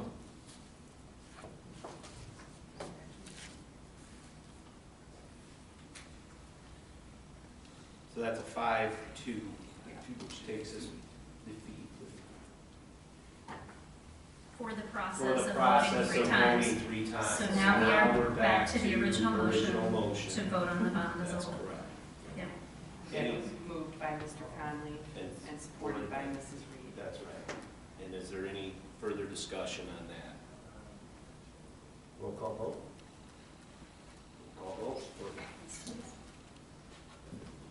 And this is to support the bond as proposed. As written.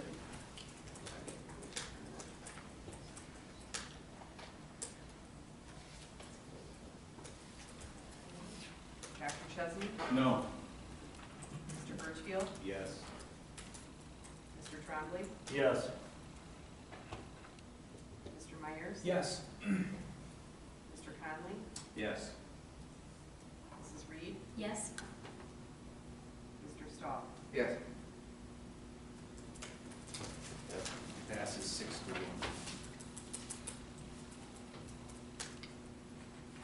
You have everything?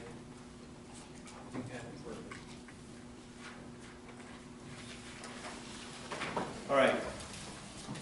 We'll close item F. Move us to item G, 403B, Dr. Gray. Or Dr. Easter, sorry. Yes, just a little housekeeping clerical technicality that you have in front of you for action tonight. We are in the process of switching our 403B and our 457 plan for our administrators to a different third-party administrator. And we're working with a consortium countywide with LESA and Heartland and some other schools to join this consortium with Wayne County and Washtenaw County, which would force down the administrative fees so that more money could go into our employees' retirement plans because of the types of investments that are in this group. So as we've been working with the plan documents with our countywide attorney, Janet Lanning from Dean and Fulkerson, we have uncovered some things that need to be justified. And one of them is that we need to execute a new 403B and 457 plan for our administrators. And she thought it would be prudent to, because we'd like to start our plan January 1, for the board to explicitly give Dr. Gray the power to execute those documents.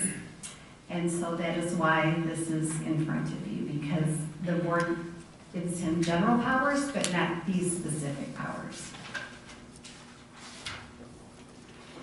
Other than having the board explicitly provide these powers that we would probably assume are included in Dr. Gray's general powers, is there anything else that you are asking the board to do? We're not making plan changes to the plan or approving any substantive changes to the plan? That is exactly right. Okay.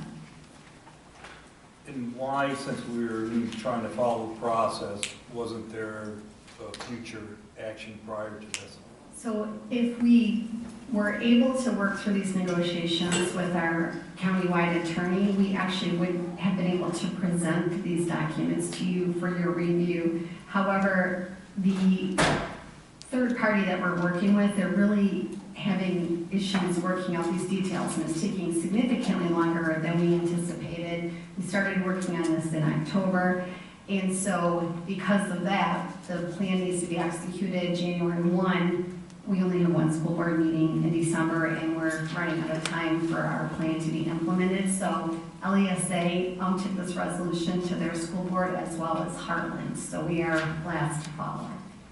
Well, I guess my point being is if this was talked about back in October, it could have certainly been possibly, hey, something like this may be coming down the road or something to that effect. Again, other than just all of a sudden, now we all of a sudden we have to make a decision without any other written information really or anything else other than sitting here tonight and asking some questions that may be pertinent to it, maybe not be pertinent, but again, based on recommendation.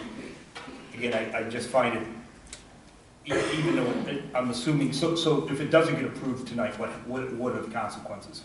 We would have a third-party administrator split between calendar years. Is that the end of the world? Probably not. I think it would be difficult to administer, particularly when you have employees that would max out their contributions. It would be difficult to track to make sure that they're not held and things like that. And clearly, if this was something within our control, we would have brought it to you on a timely basis. However, it is not within our control.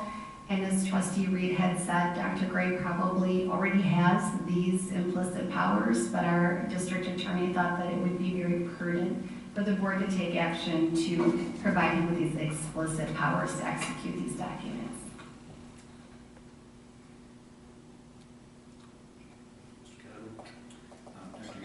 So who benefits from this? Do the employees benefit? Does the school district benefit? Only School the district does employees. not. Only the employees. So let me explain the process that we currently have.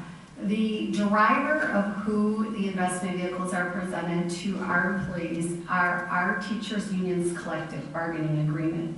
The language in the collective bargaining agreement says that we can only have 8 providers and that they have to have at least 10 people participating in their plan. And this was long before we got here. I believe this language was here because they didn't want to put a necessary burden on our payroll department, right? Every person that wanted to participate, we'd have all these withholdings and all of these vendors that were associated with, so they kind of want to narrow the field. The problem that, it's always been kind of a niggle in the back of my mind of how this has come to be is that the vehicles that are being offered to our employees, the investment vehicles, nobody's really vetting them. So, for instance, if a particular provider is going to make a high commission on a product that they would be selling, of course they're going to be pushing those products towards our employees. And so they've been sold things that have front load fees, so right, the first $1's in, the commission goes to the vendor. They've got early surrender charges, all kinds of things that are being offered to them that they probably have no business investing in from a very fiscally prudent perspective. However, it's not the employer's job to monitor what our employees are investing in. So we've just not had a better mousetrap. So Wayne and Washtenaw County got together and they created a consortium. They have an investment advisory committee, a group of people in those counties that sit on this committee, that do what I do for a living, that literally vet every single product that are offered to their employees.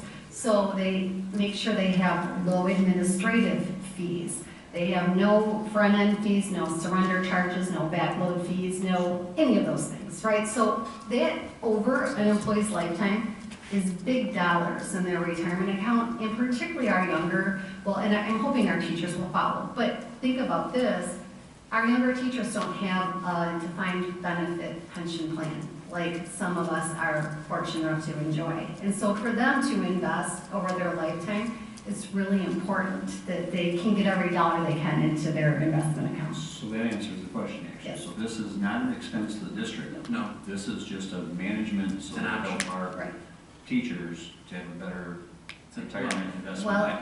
and it's not, this plan is not for our teachers, it's for our administrators. They were the group that voted. I've been talking to the other groups, and they've been slowly coming around to the idea. Okay, but it's still their choice. It's still their choice. Well, and We don't direct them, we don't do anything. the contract says we offer them an employer-provided retirement plan. So technically, it is our choice, but we'd like to have collaboration with them. Obviously. Mhm. So I would support this. But it's the process that's the problem, and it's sort of out of our hands because we're going as How did county. it get out of our hands? Our auditors didn't catch it? No, it's not the our auditors. So it's not that issue? No. So LASA hired the attorney, That Janet tells me Landon. everything I have to know. Was LASA involved? No, it was not their fault. So Janet actually has been working on our retirement plans on a countywide basis forever, because we're a true law firm, right? So she's very good, she's very diligent, she's very detail oriented, and she knows the law inside and out. So she's been working very hard with our new third-party administrators legal department, and they've just been having so much back and forth that they're having a hard time negotiating these specific details on a countywide basis for these plan documents. So as the year now is playing itself out, we're running out of time. So their feet now is to the fire to actually execute these documents. And that's when the conversation came up like, oh gee, look, this is our last board meeting of the year and we're not gonna have these documents ready. So she felt this was sort of a preemptive strike to not taint the process and kind of play it straight where the board actually gives Dr. Gray these powers to execute these documents. That's a really long story, I'm sorry. No, So it's is for there the benefit anything- of our people. Anything in writing or anything that we have to look at? or- No, Well, we all you're- currently have a plan. Yeah, We're just- literally all you're doing is granting me the ability to sign a piece of paper. And all the piece of paper says in a nutshell is that when these documents become available prior to January 1st, I don't have to bring them back to you to do it again. Okay, That's pretty much it in a nutshell. that sounds good. All right, all those, any other discussion or questions? We have a motion. We have a motion here. Did we? No, I saw. Motion. Johnson agreed with it, but nobody made it. Okay, I'll make a motion. We have a motion. Make a motion. Support it on for, Motion by Mr. Conley, supported by Mr. Myers. it's number E, that's G. That's G for action. Yep. Sorry, I thought we had a motion. And again, that's only to. Just give me the hard answer. To execute the resolution. On the city, yes. Yep. Okay, all those in favor signify by aye. Aye. Any nays? Passes 6-0. Okay, that closes our 4 action items and moves us into 4 future action, the J-ROTC program.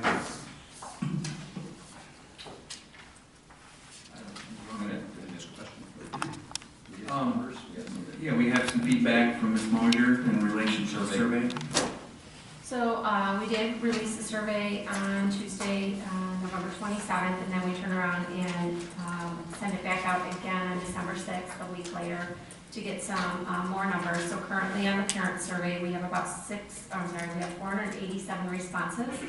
Our goal is to get about 637, so we're close to that. It gets us a 20%.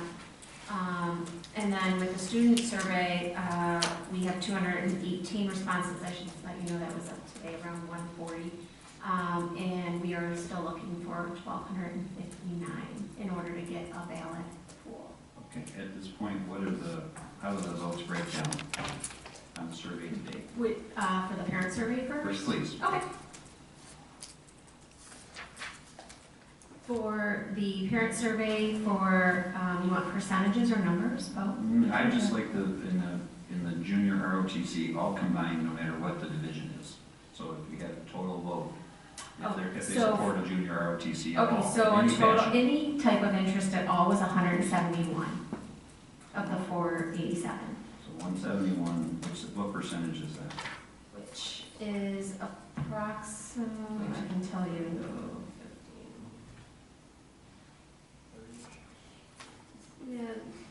about 30. 30%? Okay, and how did we do in coding and those other important areas? So for coding, we have, of the 487, there were 400 responses that had some interest. 17.9% had no interest at all. But no firm interest? Nobody's... Had no interest at all was 17.9%, so the rest of the percentage, so. Okay, so let's go back to the ROTC survey then. Does that 30% include some interest or actual? Yep, effect? so going back to the ROTC, the 171, there were 64.9% that had no interest. So subtract from 100 and, Yeah. for sure.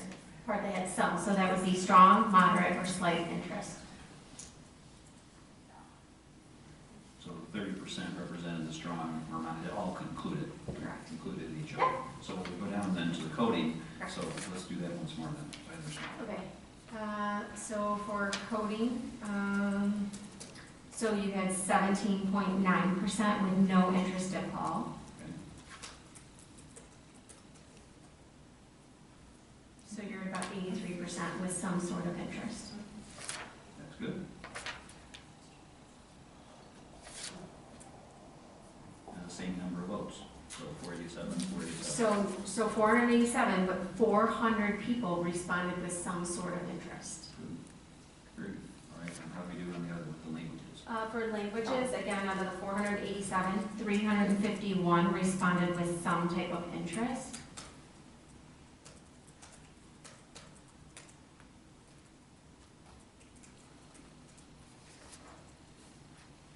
And what's that percentage come up to? So that would be 73%, That's approximately 73%. That's broken into how many different types of language? So the language one is a little bit more interesting because yes, 73% showed some sort of interest. So we're interested slight, moderate, or full interest. And with that, it doesn't, I don't have percentages specifically, but I can tell you from that how many were interested in Arabic, Chinese, and then the other. So the reason why I say it's a little bit interesting, because if you selected other, you then were able to select any other language. Well, some languages were languages we already offer. Some of them were Mandarin Chinese, which was one of the, so I'm not sure on the validity of some of those responses. Specifically on the, again, it was brought, so what is do we have the exact number on Mandarin Chinese specifically? Of how many are interested? 101. Okay. And what about, was there in Arabic? 40. 40. Okay. So out of the 487 for both. That's number, that is not percentage, that is the number of people. So if we divided that back into the 487, what percentage would that be? Give me a moment. 10%.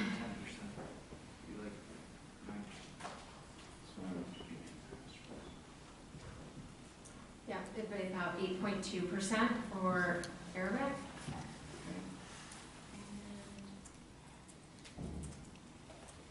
About 25%. 25% for which one? For the Chinese. For Chinese. Okay. So it's fair to say out of the three things that were surveyed directly, the highest return and positive would be the junior ROTC program. Hold on. I'm not talking about overall. I'm talking about in these particular, between these two languages. Because at 8.2%, not in a total package, because you have a total package of all languages, it's like you said in the response. So let's quantify that. I'm pretty good with math. So if you have out of 487 votes, you have a 30% return of some kind of interest, plus, correct? For ROTC, junior ROTC. I have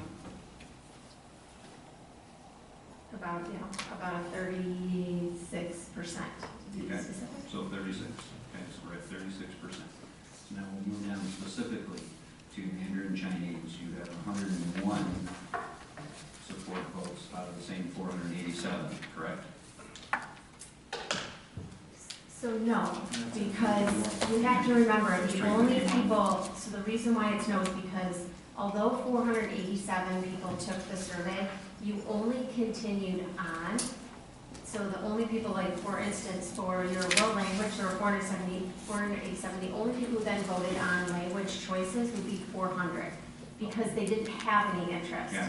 So JROTC, 487 got to say if they had interest, but only 171 of them got to continue that survey. Does that make sense? Okay.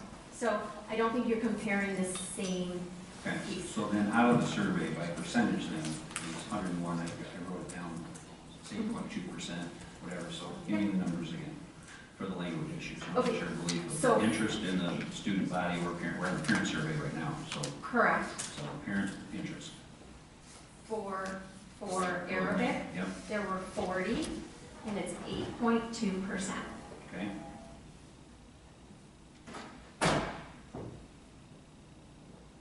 And Mandarin Chinese, there was 101, and that's 25%. Okay.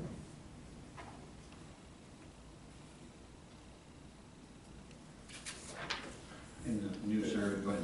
And then I would say, if you go back, overall, there were 73% who had some sort of interest. If you compare that same question to JROTC, you would have a 36% for JROTC and a 73% for some other language. And then we went down a little bit further the different types of languages. Which were added in or already being taught, or? Some. Oh, yeah. So the actual survey may not be accurate with one. I would say right now, when you don't hit your threshold of 20%, you're not dealing with actual numbers yet anyway.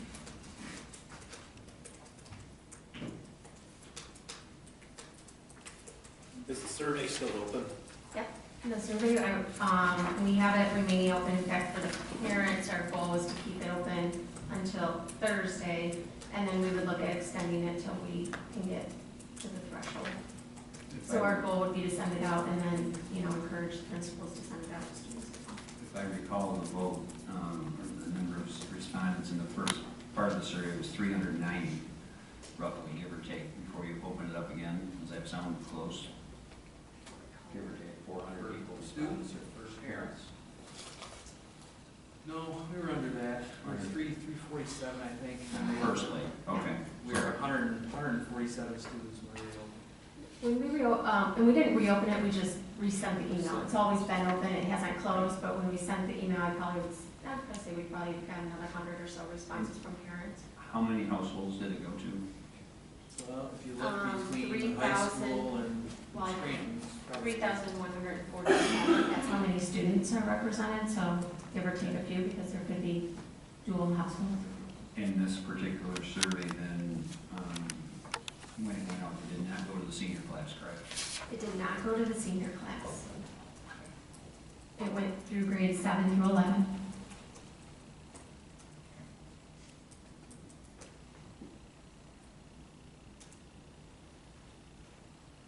Well, what I would like to see done, it has a pretty significant response of favorable for the junior ROTC.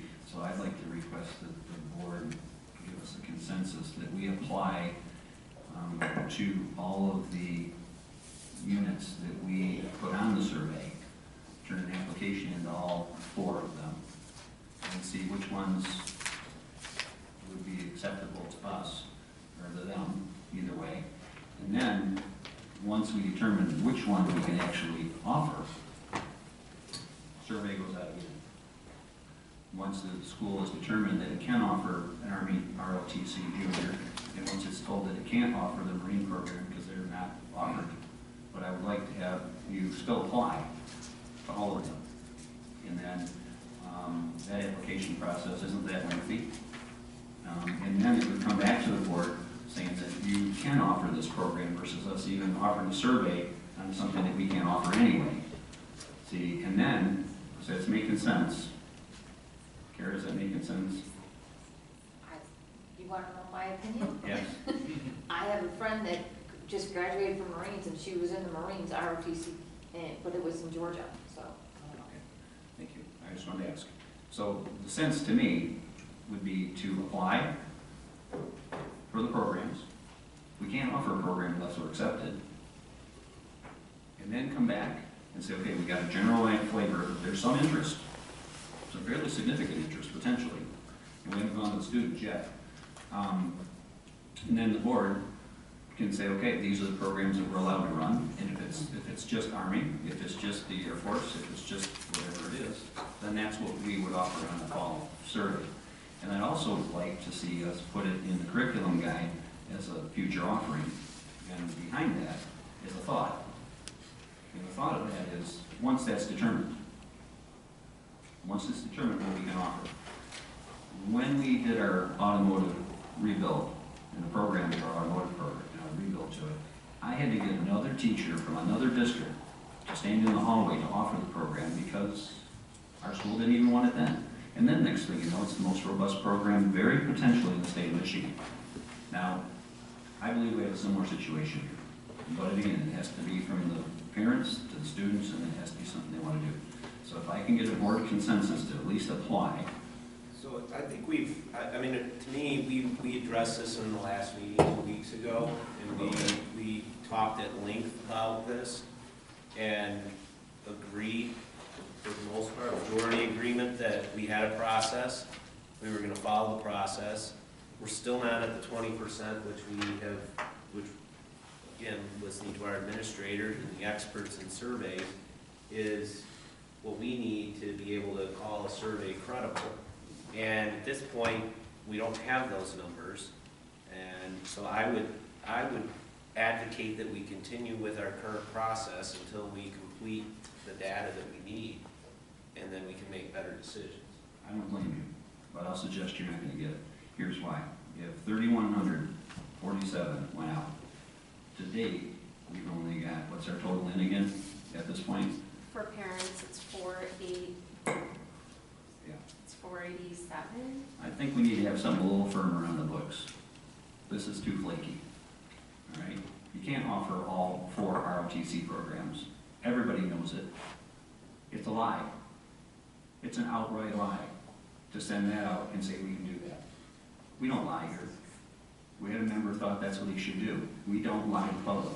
So, my suggestion would be, take a board consensus, if they're willing to apply for the program, see if we can get it, if we're allowed to do the Army ROTC program, if we're allowed to do U.S. Air Force program, we would then send it out to the parents and say, this program's allowed to be taught in Brighton area schools. Until then, we don't know. We only know right now that we have an Army ROTC program that is something that the Army would support.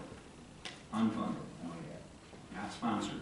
In year 2, 3, it's possible that Army ROTC program would fund it. Mr. Trump. Again, I'll go back to the point that at the end of the day, I believe this board, we can always say no. But I don't think that we should, send the survey out if someone's really has the thoughts of going into the Marine ROTC, and then at the end of the day, we couldn't offer the Marine ROTC. It's facts, you can't. Well, but my point is that I don't see any harm in us applying or filling out the application or having someone fill the application out, sending those out. I don't think that's a very labor-intensive application. Maybe it is. I haven't seen an application, but just say maybe it's not that labor-intense. It can be filled out.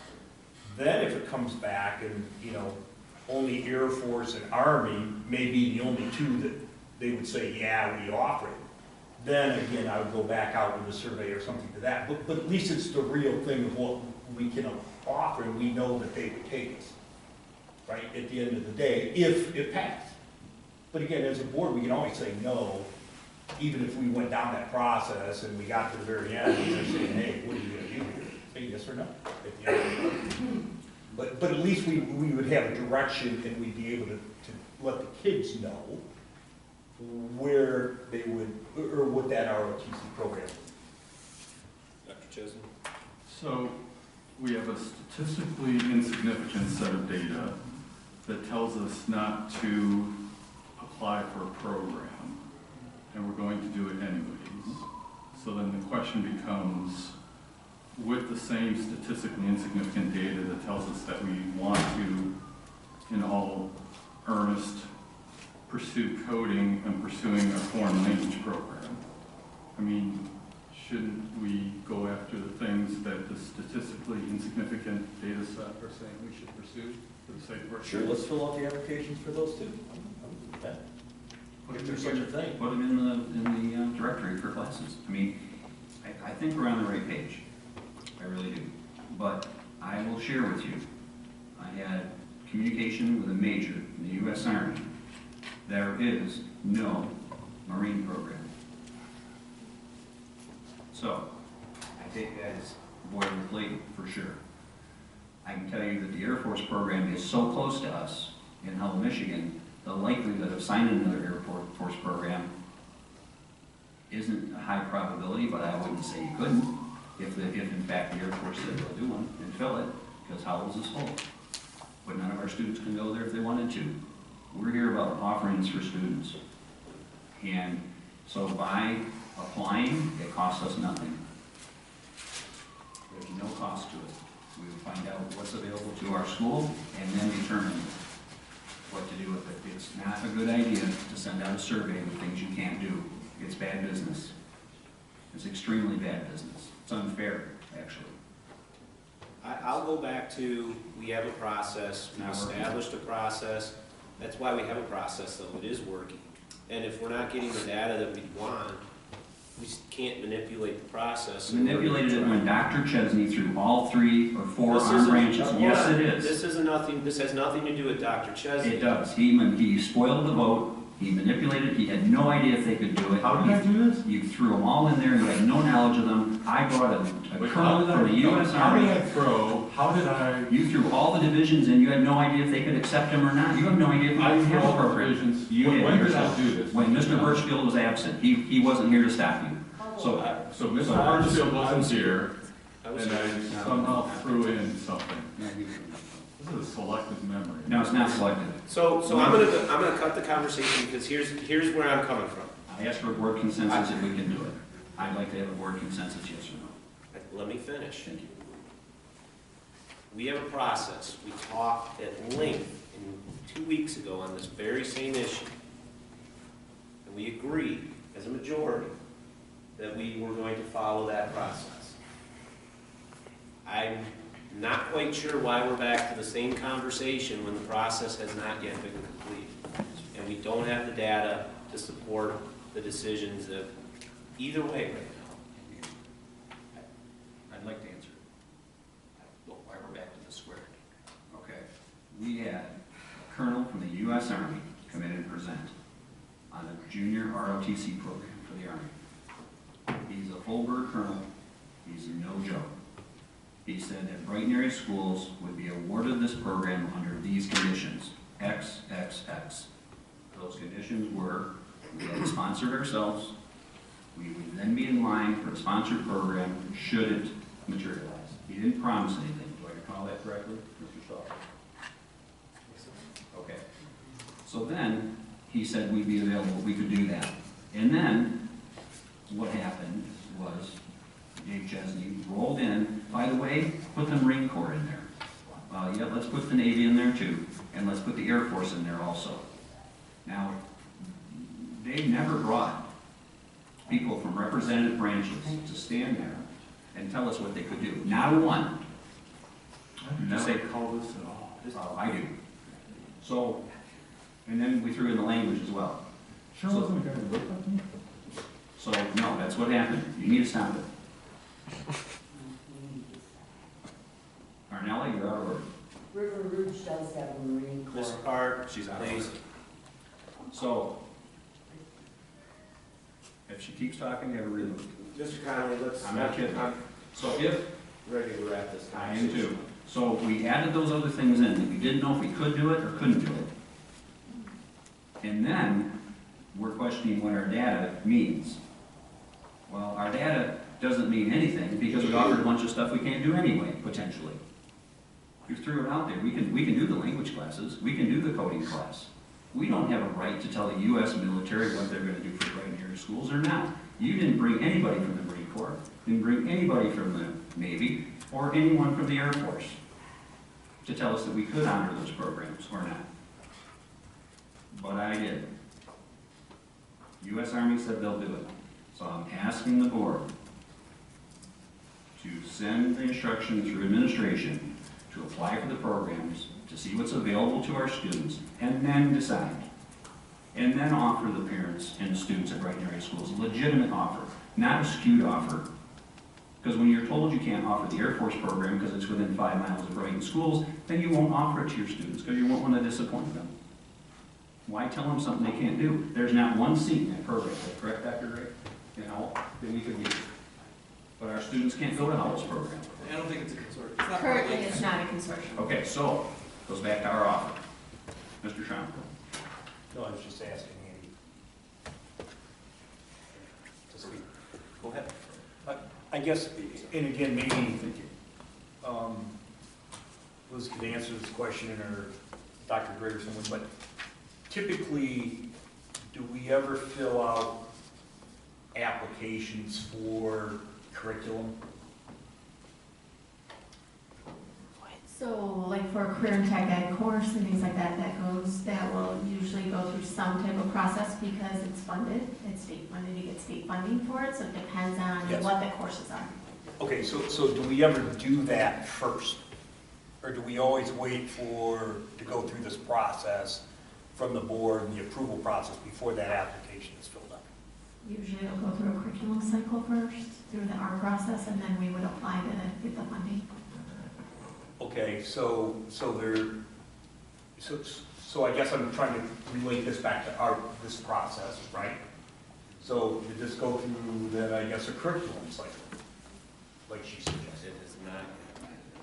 Okay, and again, is that all based on, is typically when it goes through a curriculum cycle, is that based off a survey first?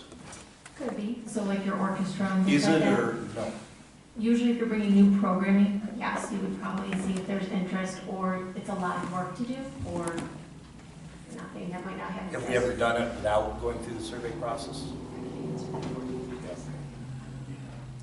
don't know of a specific class. And again, I'm only asking I a think question the only, because this may be the only unique. classes that have come back were ones that were already in the curriculum guide that weren't offered, and then there was support and they were brought back, so they had been through the process in the past. Again, I'm talking about the application. No, that's what I'm saying, though. Yeah, I don't know of any classes that have just been generated. They typically go through the curriculum cycle. Okay, but again, I'm specifically asking about a process that we would have to apply to a particular whatever that we're thinking about. Well, like a health occupations would be a good example. I mean, that's part of the LATEC program that we had to make application for, and that went through the curriculum cycle. Be accepted. Okay. As an accepted class, good point, because there's actually, how many classes do we have like that we have to apply?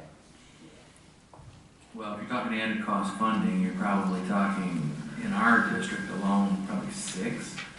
Childcare, LATEC, childcare, health ocs, auto, CAD, and there's probably a couple more that I'm forgetting, But again, I'm just trying to equate this to the same process. yes, even the application, they go through the process.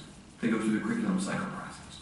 Okay. Correct. So slightly, so this is a slightly, because this hasn't even gone to the curriculum yet. Okay, so that's my next question. Is that the next step from here, or I would say that if we get to that stage, based on the number, based on what we're getting in terms of process here from data, then we would make a decision at that point of whether or not we wanted to further pursue, which at that point I would see is going to the curriculum. Go through the curriculum review process.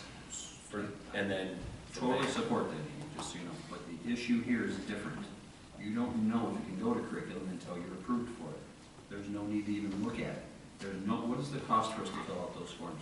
Let's think for a second. What's the actual cost to the district to fill out the junior ROTC form for the USDA?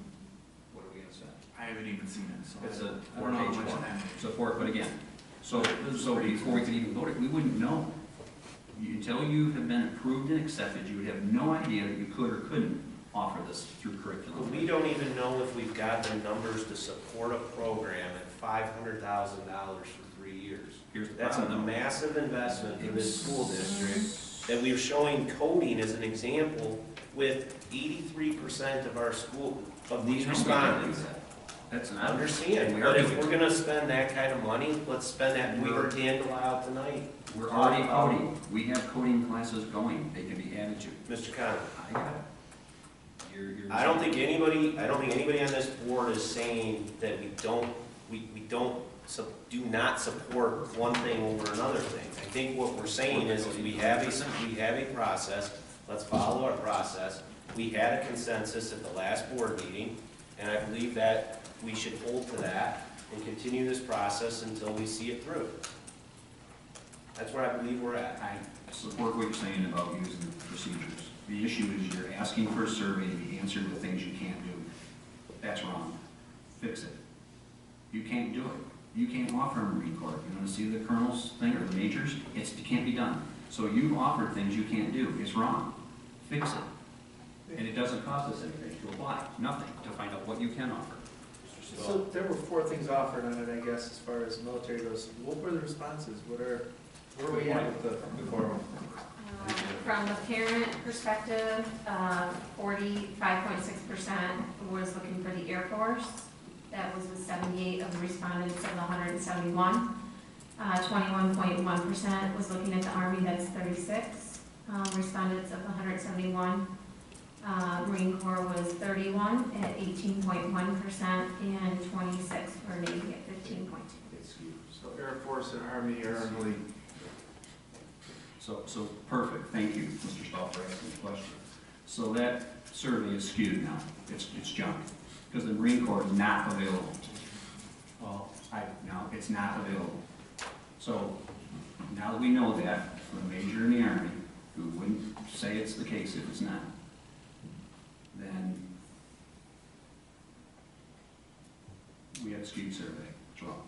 So we're arguing that the survey is wrong, which implies that we should redo the survey. With courses that we know we can offer, which is yours, that you offered the coding class is something that can be done, which is obviously important. And what are you showing us up there?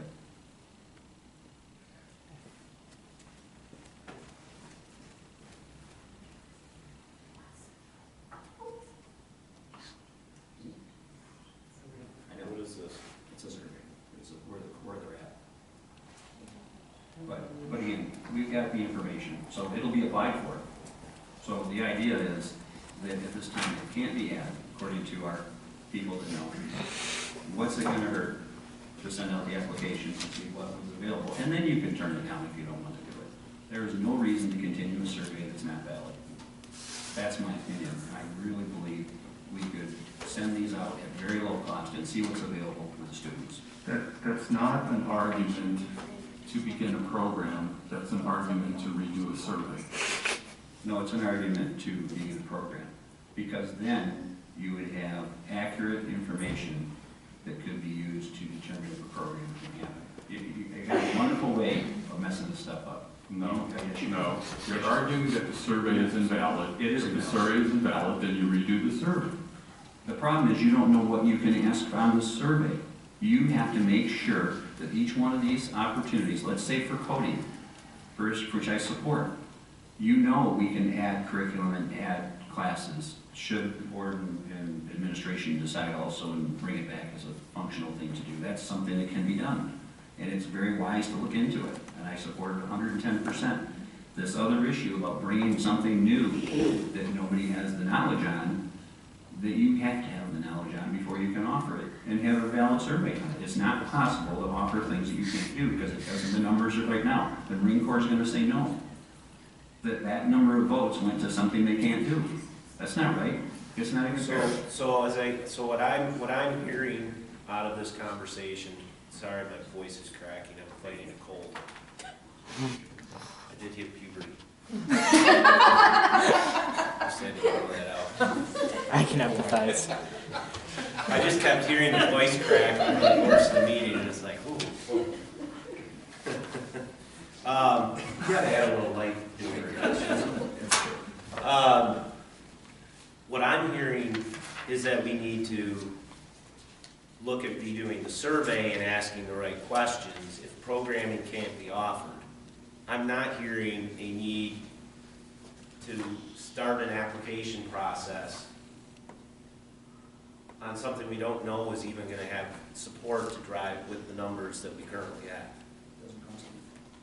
Regardless of cost, we're putting the cart before the horse, and we're not following the process. Until they approve you and everybody's called. Ms. Mosier, have you contacted all these armed service branches to verify? No, I have not. I've done the research on the ones that are in Michigan. I have some information, general information on different ones that are offered. Maybe we could make it that simple, Mr. Birchfield. Is she could call each of them and then bring it back to the board and say which ones have a program available, and then you guys can decide. Well, I guess I don't have a problem continuing the due diligence process. I mean, I think we're all vested in seeing the due diligence run its course.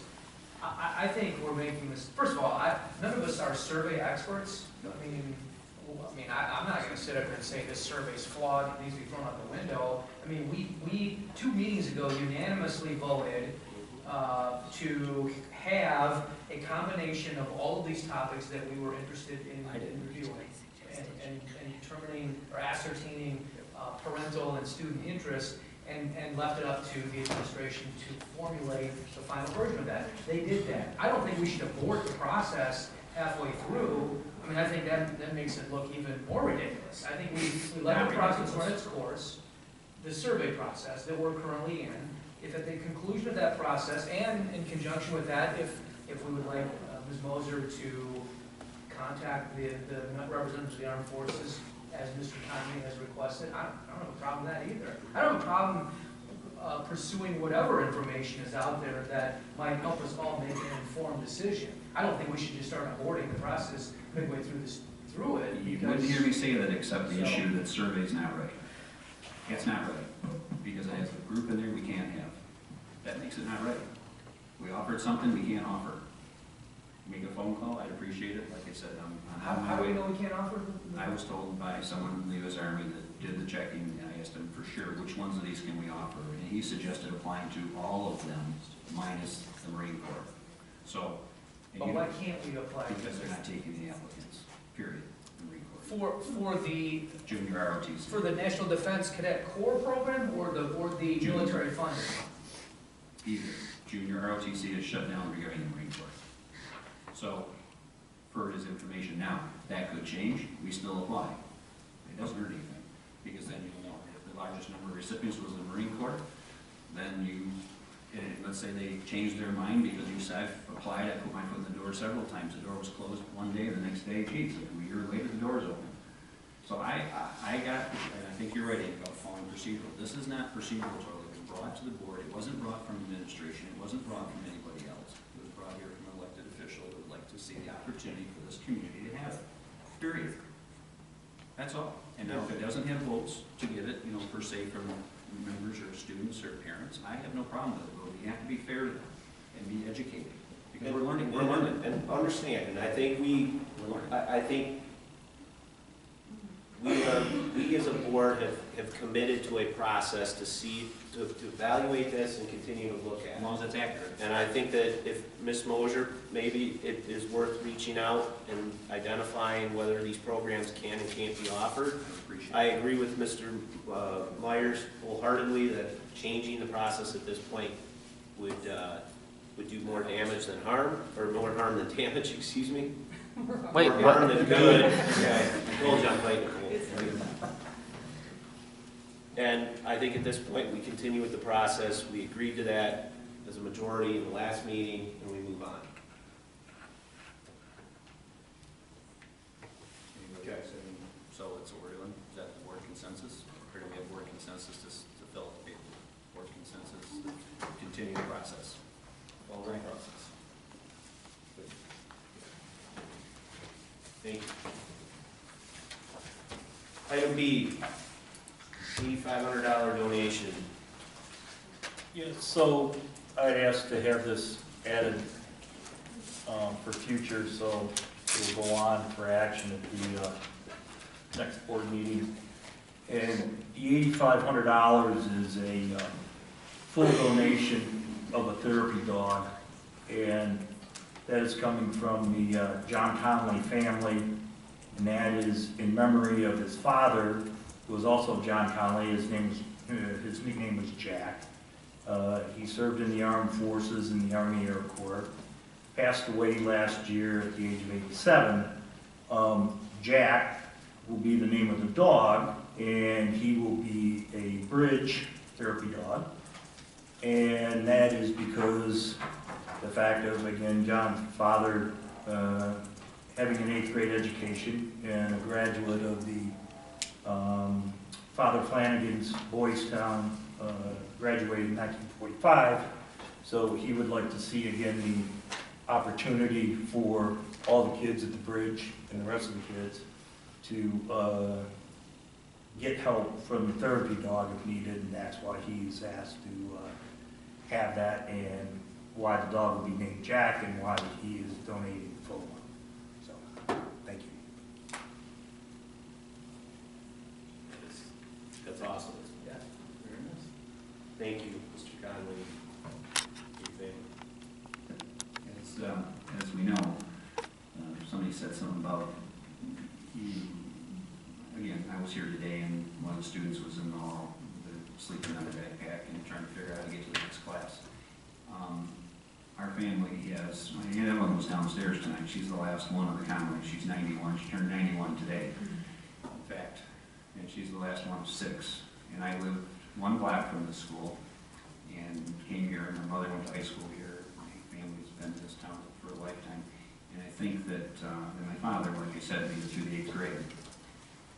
And he was a hard-working man. Hard to work for, let me tell you. But he was a hard-working man, so on behalf of our family, and I'm proud of that, and I think it's my my dad was still alive, he would support it 110% because he didn't know how much, certainly it handles this source for the dogs. Karen's story. She's a very passionate educator, and she had a vision, no different than my man in this district, and I was here way before too, but when I was working with my kids and had a vision of where we're at today to have a guy like Mr. Delisle here, and including this board, as talented as everybody is, they are gifted people. But I can tell you that we're all fortunate, and our job here is to do whatever we can do, one child at a time. And that is the gift of our school system, and I think that everybody in their own right believes they're doing right. But we have disagreements, and those disagreements would go away for health and safety of children, 100%. So I'll leave you with that, and Bill's correct. My dad got out of father planning at Boys Town. He went to the U.S. Army Air Corps. He learned, I read his discharge papers. Not all of it was perfect. It wasn't perfect. He served in the reserves for another 5, maybe after 6 years, so he was given significant credit. And he told me that, unlike his brothers, who were combat soldiers, he said he didn't have to go to combat. He said he was willing to for the 6 or 7 years he enlisted. He said he never got called. He was lucky he didn't have to go to Korea. His brothers, though, and my Aunt Evelyn reminds me of the whole story today, his brothers were combat soldiers. One was captured in the Battle of the Bulge and again survived. The other was a Navy guy, and he had 2 ships shot out by Nathan. He continued for 3 years. The idea, though, is that this family is going to bring that forward, and we'll continue for Brighton schools to bring these things forward. We're not done as I leave the school board. I have some ideas and visions for youth that I need to share it now too. My principal from Brighton schools is sitting right there with the hat on. I met him when I was 14. I met him when I was 14, and he has been an exceptional mentor on education. He's been a principal here at Pinckney Schools, schools on the west side of the state. He's a teacher also. His wife is my daughter's 5th grade teacher, and my son's here at Hilton Elementary. They set an exceptional example of what we're supposed to be doing. They are committed soldiers in the field of education. And Mr. Lester coming tonight, I'm very proud. Thank you for coming. And he told me before we did this job 8 years ago, or even now 16, when I think about coaching Science Olympiad, what I was going to run into. He told me the uphills and the downhills, but I can tell you the promotional therapy dog for the students is a privilege to be able to help and have that done. And if I thought the school could have paid for it themselves, I would have rallied the troops on that. But when I found out they couldn't, and there was an opening, I understand the dog is built not that far away from coming. When is the dog going to show up? Do we know? I believe he's the brother to the Ford dog that's over at Scranton. And so very quickly. And that was my issue before, if you recall, was we didn't have them. It's a great thing. I think you're automatic. In all the schools, and now we're going to have coverage. Well, I think this rounds out all the schools. Yeah, and again, for Karen's story to help her, that goes back to people that have helped me. Downstairs we had 100 people. Come down? You ever come down? You didn't come down? Come on, you're shocked. So there were 100 people that have helped me to do what we're doing. What's that now? What about a quorum? Oh, true. Good point. Yeah, they probably worked out. You didn't come down. So the idea, though, we're just one family helping her do her dream. I would like to share with the board that they'll be able to continue to do things just like that. It doesn't have to be the therapy dog. It could be their vision, their ideas, and bring it and work it and work with these. I mean, this Karen's story. She's just a gifted lady. And just look at her. Oh my goodness, this might as well be the checkbook for my company. Because she's doing it right. She'd take it. I know she would. I know she would. She's doing it right though. And it's really a pleasure though, when I look at what I've gotten to do here and see the successes and continued successes. So I just share that with the board to look for those opportunities. It doesn't always have to be about dollars. It could be about spending a minute with the students, going in and giving them your 2 cents worth, whether they were listening to or not. Because I always listen to younger people. You have gray hair, they always listen. So That's all I can say. I appreciate it. The only thing I'd like to say is when you talk about 2 cents, really, you're about 10 cents worth. I have been responsible. Maybe a buck 50. As we talk about that, I have been so fortunate to, Mr. Lester got me through high school. Bob Scratton got me through the middle school. And the reality was, he called me back to teach in 1985. If I recall the first time, 85 and 86. And then I went to teach one at Pinckney High School, and we taught over there. I did bring that book through when I was at, we got me in the Honor Society for all the kids. I never thought I'd be in the Honor Society. So we think about what people do, and what our principals do, and our superintendent being president of the school. And I believe, when Mr. Lester told me that I don't think he saw some of the superintendents in his career, some never appeared in their schools, correct? You're not answering. No comment. Okay, smart man. So the idea though, and we have all this going. So everybody do what you can, and I'm proud to do it. And I don't, I'm looking forward to taking the picture of this dog because my daughter loves dogs. And she was here today, so she doesn't even know about this. Thank you. It's my pleasure. Okay, board committee reports, Board of Education bulletins. Mr. Myers. Mr. Conley and Dr. Chesney and I did not have a finance policy committee meeting this month. We will roll that into next month and dive into the Neola policies. I just want to take this opportunity to, first of all, thank Dr. Chesney and Mr. Conley. As a fellow board member, it's truly been a privilege and an honor to serve with the two of you. You both bring incredibly unique, valuable perspectives and talents and insight to this body, and we've made some great decisions as a body with the valuable input that each of you have made. As a parent, I owe you a debt of gratitude for, I know how much work goes into this job, and it's, you both have put in tireless efforts. It's evident every meeting that we have, and as a parent of 4 children, well, 3 that are still in the district and 1 that's gone through the district, I very much appreciate all your efforts and everything you've done to make this school district what it is, and your dedication and commitment is evident every meeting, and the passion with which you serve in this body, and again, I appreciate all that you've done. Thank you. Thank you. Anyone else? Any other? I have nothing to add as far as committee. I would also like to thank you for your service and all the great things you've done with us.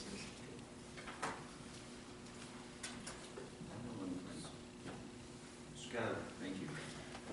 We had discussed, I had emailed this issue about curriculum-related items. And I never heard back from anybody other than maybe that we leave that to curriculum. And I think it's important because, again, we're a voted body. We're here elected. We're elected to do this job. And specifically, there's no decision on this to date on what we should do with it, which is our this issue about white privilege and white male privilege and the discussion of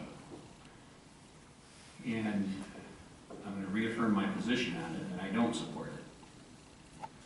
I don't think it belongs in the public school, and I believe that the board should be involved in this, because the board is responsible at the end of the day for what goes on in the school district. And, you know, the 4-page handout started out pretty smooth, and then at the end of it, it talked about how being a white male, you automatically discriminate on everybody else on the 4th page. And I don't want any student feeling discriminated on. Anybody. And I support that. And I support that my family has fought for it to the death. So I would say that, you know, I didn't tell you, but the one on the came home and was wounded, died at 40. The other one died at 58. The non-combat soldier, my dad made it to 87. That's what they gave up. And my aunt is 91. So we have an obligation to look at those things. And if it's not something we want, we should say so. If it's something that we want, we should say so also, because we are voted for it. If you hide it and don't make a vote on it and decide, then the people who vote for you don't know your position on it. If you take no position, that's exactly what you took. That means that you're going to let it go on, whether you supported it or you didn't, just because you don't want to ruffle any feathers. And that's the wrong thing to do as elected official. Unfortunately, there's feathers get ruffled. And at the end of the day, like I said, and you said actually, Mr. Birchfield, very eloquently about decisions, and Roger Myers actually got crossed up for a second. But you guys both say that, how at the end of the day, we've gotten a lot of good things accomplished. And that's what I would see continue on our school board. And I really believe that issue should be addressed. And then there was one other issue. We had a parent come in with a book, and he had a concern about the book. He hadn't gone through the process of complaining about the book yet. I'd like someone to follow up with that parent. Andy Storm, follow up with that parent to see if he knew the process. And he did. Did he go through the process? No. So he was happy. He was done. I can't judge somebody's. So that's okay, but he was told how to do it. Yes. So we did our job. So I'm okay with that. So we'll say if that's the parent's decision, that was his to bring it. But I really believe that when parents bring that, we have to look at it seriously. Because that's what we're here for. And each item, and that's why I brought up this 4-page worksheet that a parent had sent to me and had a concern about it. And otherwise I wouldn't have known she had a concern or anyone had a concern. So I feel I've done my job tonight, that I brought it to the board. The board has copies of it. Everybody has it to read it, should they elect to. And the board can then make a decision if they want to make an opinion or discuss it with curriculum. But I would like people to please read it and verify that they want their children reading that. And I think it's good that everybody here has kids in the school.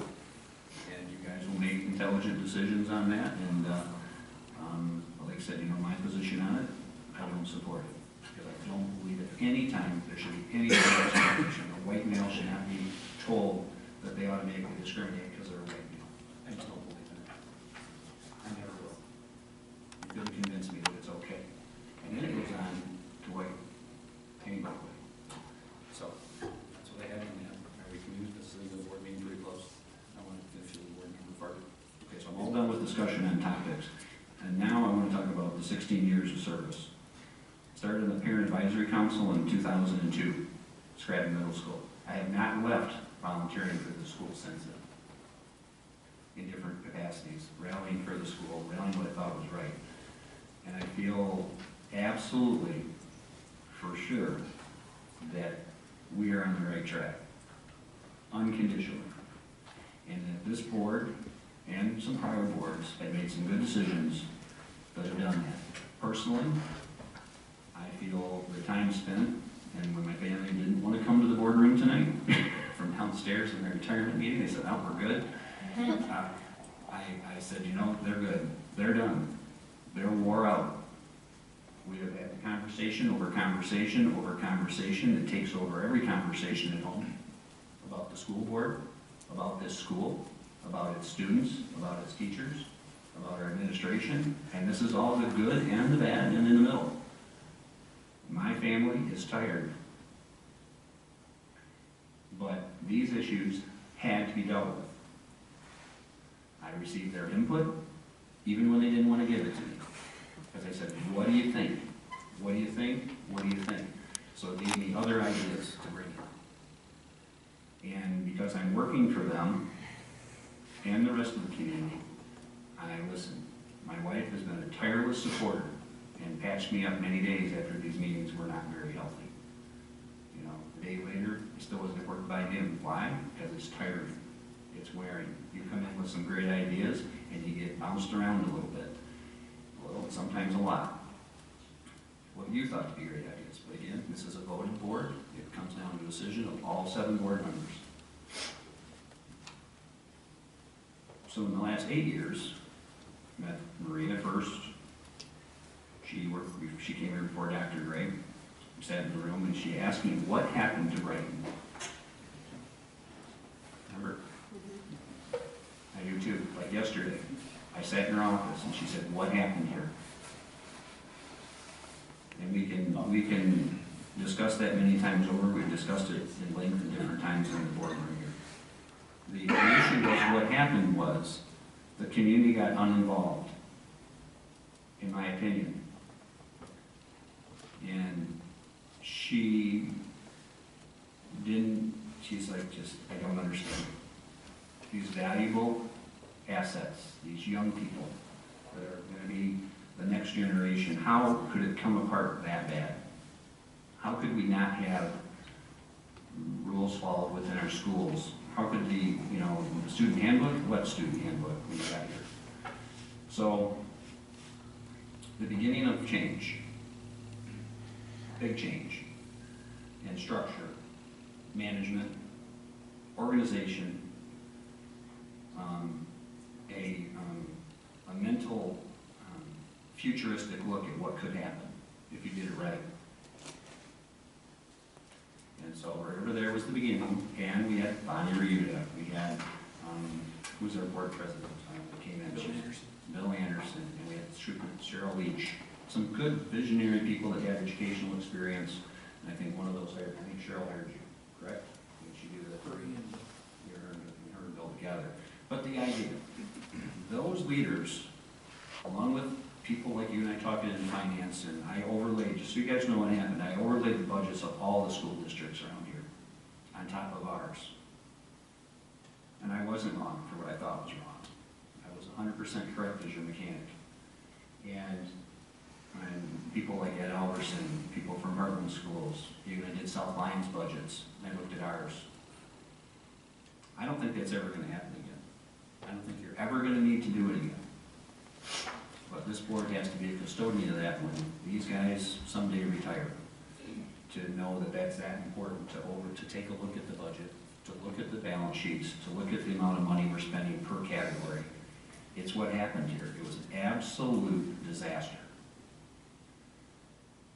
In closing, I felt fortunate to be on a committee that went to the state of Michigan and promised the state of Michigan that we would do something. We sat in a room within days of a shutdown, 5, and we made a deal. Dr. Gessinger, superintendent, and the board cut the deal. Bill, you were there. So, and those things never need to happen again. And to be there, though, on that day to strike that deal and say that we would not give up was what we're here to do. And yes, our employees get paid. Let me tell you about the hours they spend outside of being paid. It's unbelievable numbers of hours. So I would suggest they're underpaid, the hours they spend. So when you think about where we started, sitting in that boardroom in Lansing on a cold day, if I recall, I'd never been there. There's big buildings and all this stuff. I was up there at the treasury office when I started the company, and the lady said, "You'll be paying me every 30 days," and smiled and said, "Thank you." So that's the only time I've been to Lansing. We'd go up there and sit with the officials from the state of Michigan, and they listened, they trusted. It was tough. You've been trying, well, now you're down to, what are you going to do? And not only did they do it, they outperformed what any expectations could ever be. So, as I leave this position, I'd like the board to know that and support their management personnel, support their principals, support their teachers. And then if there's a problem, address the problem. It's like in politics. You make one decision that people don't like, and all of a sudden you're awful. That's not true. There's hundreds of decisions made to get to the one that was awful. That doesn't make you a bad person. And the decision you made might have been what you believe to be in the best interest. Well, deal with it. The rest of them were right. And I think we're going to have a great, next school year coming up. And that's the end of my deal. I'm going to be in the background. So thanks for everybody's tolerance. And Dr. Suri sent a message over today. I cannot tell you how many times I called that lady, and she came over to the high school, came to the middle school, sat in the library, sat in classrooms to help build programs. And I knew we were on the right track because one day she was crying. I asked her what was wrong. She said she was happy. Remember? I think you were there at the high school. No, we were in one of the science committees. But the idea was she was happy. She said, this is what we need to do. And you heard tonight from students that we're grateful that someone put that together, which you're a big part of that. You helped us. You did it. And I'm just your mechanic on the team. I'm fortunate to coach some of that. So we look at that. That is the effect the school board can have. And I would share with you, I'll send you the list of like dozens of things. And when they tell you school board members don't do anything, I'd say that's not the truth. It's not the case. And I'd say you should do everything you can do within your power and not sacrifice your family as much as I did. But we didn't have a choice here. When I took on the spot, we did not have a choice. Do you support that, Dr. Ray? We had to work at it. It was really tough. And to get student services back to where they needed to be, we had to get the balance going. And it's like I said, I go into schools, I just couldn't be happier. There's things we have to work on. And we have some that have been presented to us recently that we worked on, and you guys will get it done. And I have all that confidence. And Mr. Birch, leading this board as our president, I think you've done a good job, actually exceptional, in balancing between what everybody's trying to do. And I would hope everybody sees that same vision and you guys continue that. And just stay on that same page and continue this with our new members that are coming in. They'll do a great job. And I'm obviously always available. And the thing that's going to happen, differently than it has happened over the last 8 years, people will call me or they come to my business and I totally stop what I'm doing and I take care of school business. I've done it at no charge. I've done it from the heart. And that is a huge disruption in my daily tasks. And it will help to do it part-time or if someone has a question differently than as an elected official. And I can share that with the board because the same things happen to them. But when you run for a position like this, be ready to change your life to address a situation you said you would help people with. And if you're willing to do that, then you're going to make a really good board member. Because you may not always be right about stuff, but you will be doing and putting your heart into what you're doing. And that's what you were elected to do. Not about every decision you made. It's about your heart and soul that you care and support. So thank you again for the opportunity, and I appreciate it. Thank you, Mr. Gavin. Dr. Chesney. So, all three of my daughters, Miriam and Tegan and Brandon, went to Brighton area schools for 20 years, starting in 1997 through 2017. And I have to say, just as a parent, that it was all good. And with all due respect to Dr. Gray and Dr. Gistinger and Dr. Suri and Ms. Mosier for her future work, it's just always been good for them. And me serving on this board was just a way of saying thanks back to Brighton area schools. It takes a village to raise kids, and it certainly took a village to raise my kids. They've grown into mature, respectful young adults, young women. And I give thanks to the many, many teachers who were part of their village. And the famous names who have passed by, sometimes in retirement, I think they all had the same kindergarten teacher. Miss Barb Williams, which in the bunny room, which I think is exceptional. And just some of the other names of Rich Adams and Jennifer Evans and John Nisbet and Michelle Holowicki and Kelly Armstrong and Kevin McMahon and Christy McMullen and Matt Brady and Phil Johnson and Gabrielle Hoffman, Steve Tumser, Joe Hudacek, Rick Desjardins, Nate Grabowski, Ted Buckles, Kim Lewicki, Chris Darkowski. These are people who have been here in this meeting.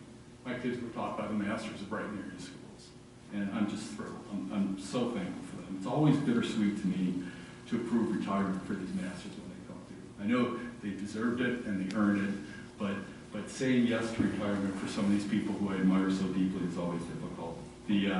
That bittersweetness is tempered by the fact that I know that we continue to hire the best. We hire this exceptional teaching staff, meeting after meeting, and we bring on just the most excellent teachers. I'm thrilled to have served with this board, and I know with the the remaining board members on here and the additional people of Ms. Mitchell and Dr. Krebs, that the board in Brighton area schools is in the best shape it's ever been and will continue to progress into the future. It's been my pleasure to serve. Thank you. Thank you. So, I'd like to make a comment as well, and I just want to thank both Dr. Chesney and Mr. Connolly for an unbelievable amount of dedication and support to Brighton area schools. The unlimited number of hours that go into serving in this position is tiring, but beyond rewarding, more than probably anybody that hasn't sat here would understand. And through thick and thin, and certainly, you know, this board has gone through a lot of evolution in the last 8 years, 4 years, time frames, however you want to look at that. And both of you gentlemen have brought a tremendous amount of value to this school district, to these kids, and our community.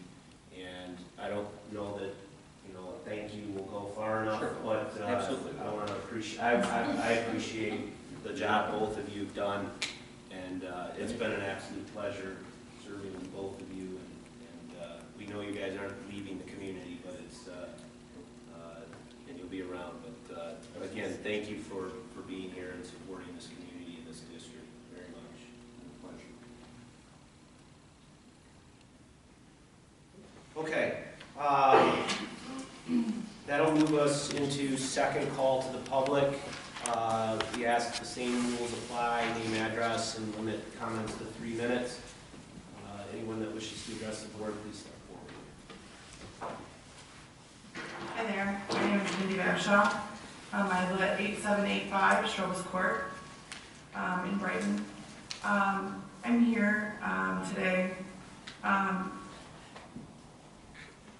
because this concern of mine started last November. It was the first time I reached out to our principal, and I requested a meeting with her because I saw that things at Hawkins had changed. I've had 5 children go through Hawkins. My 2 youngest are still there, my 4th grader Megan and my 1st grader JJ. And something had changed, and I didn't feel like my kids were safe anymore. I wanted to have a meeting with her, so I did. I had a meeting with her in November 3rd.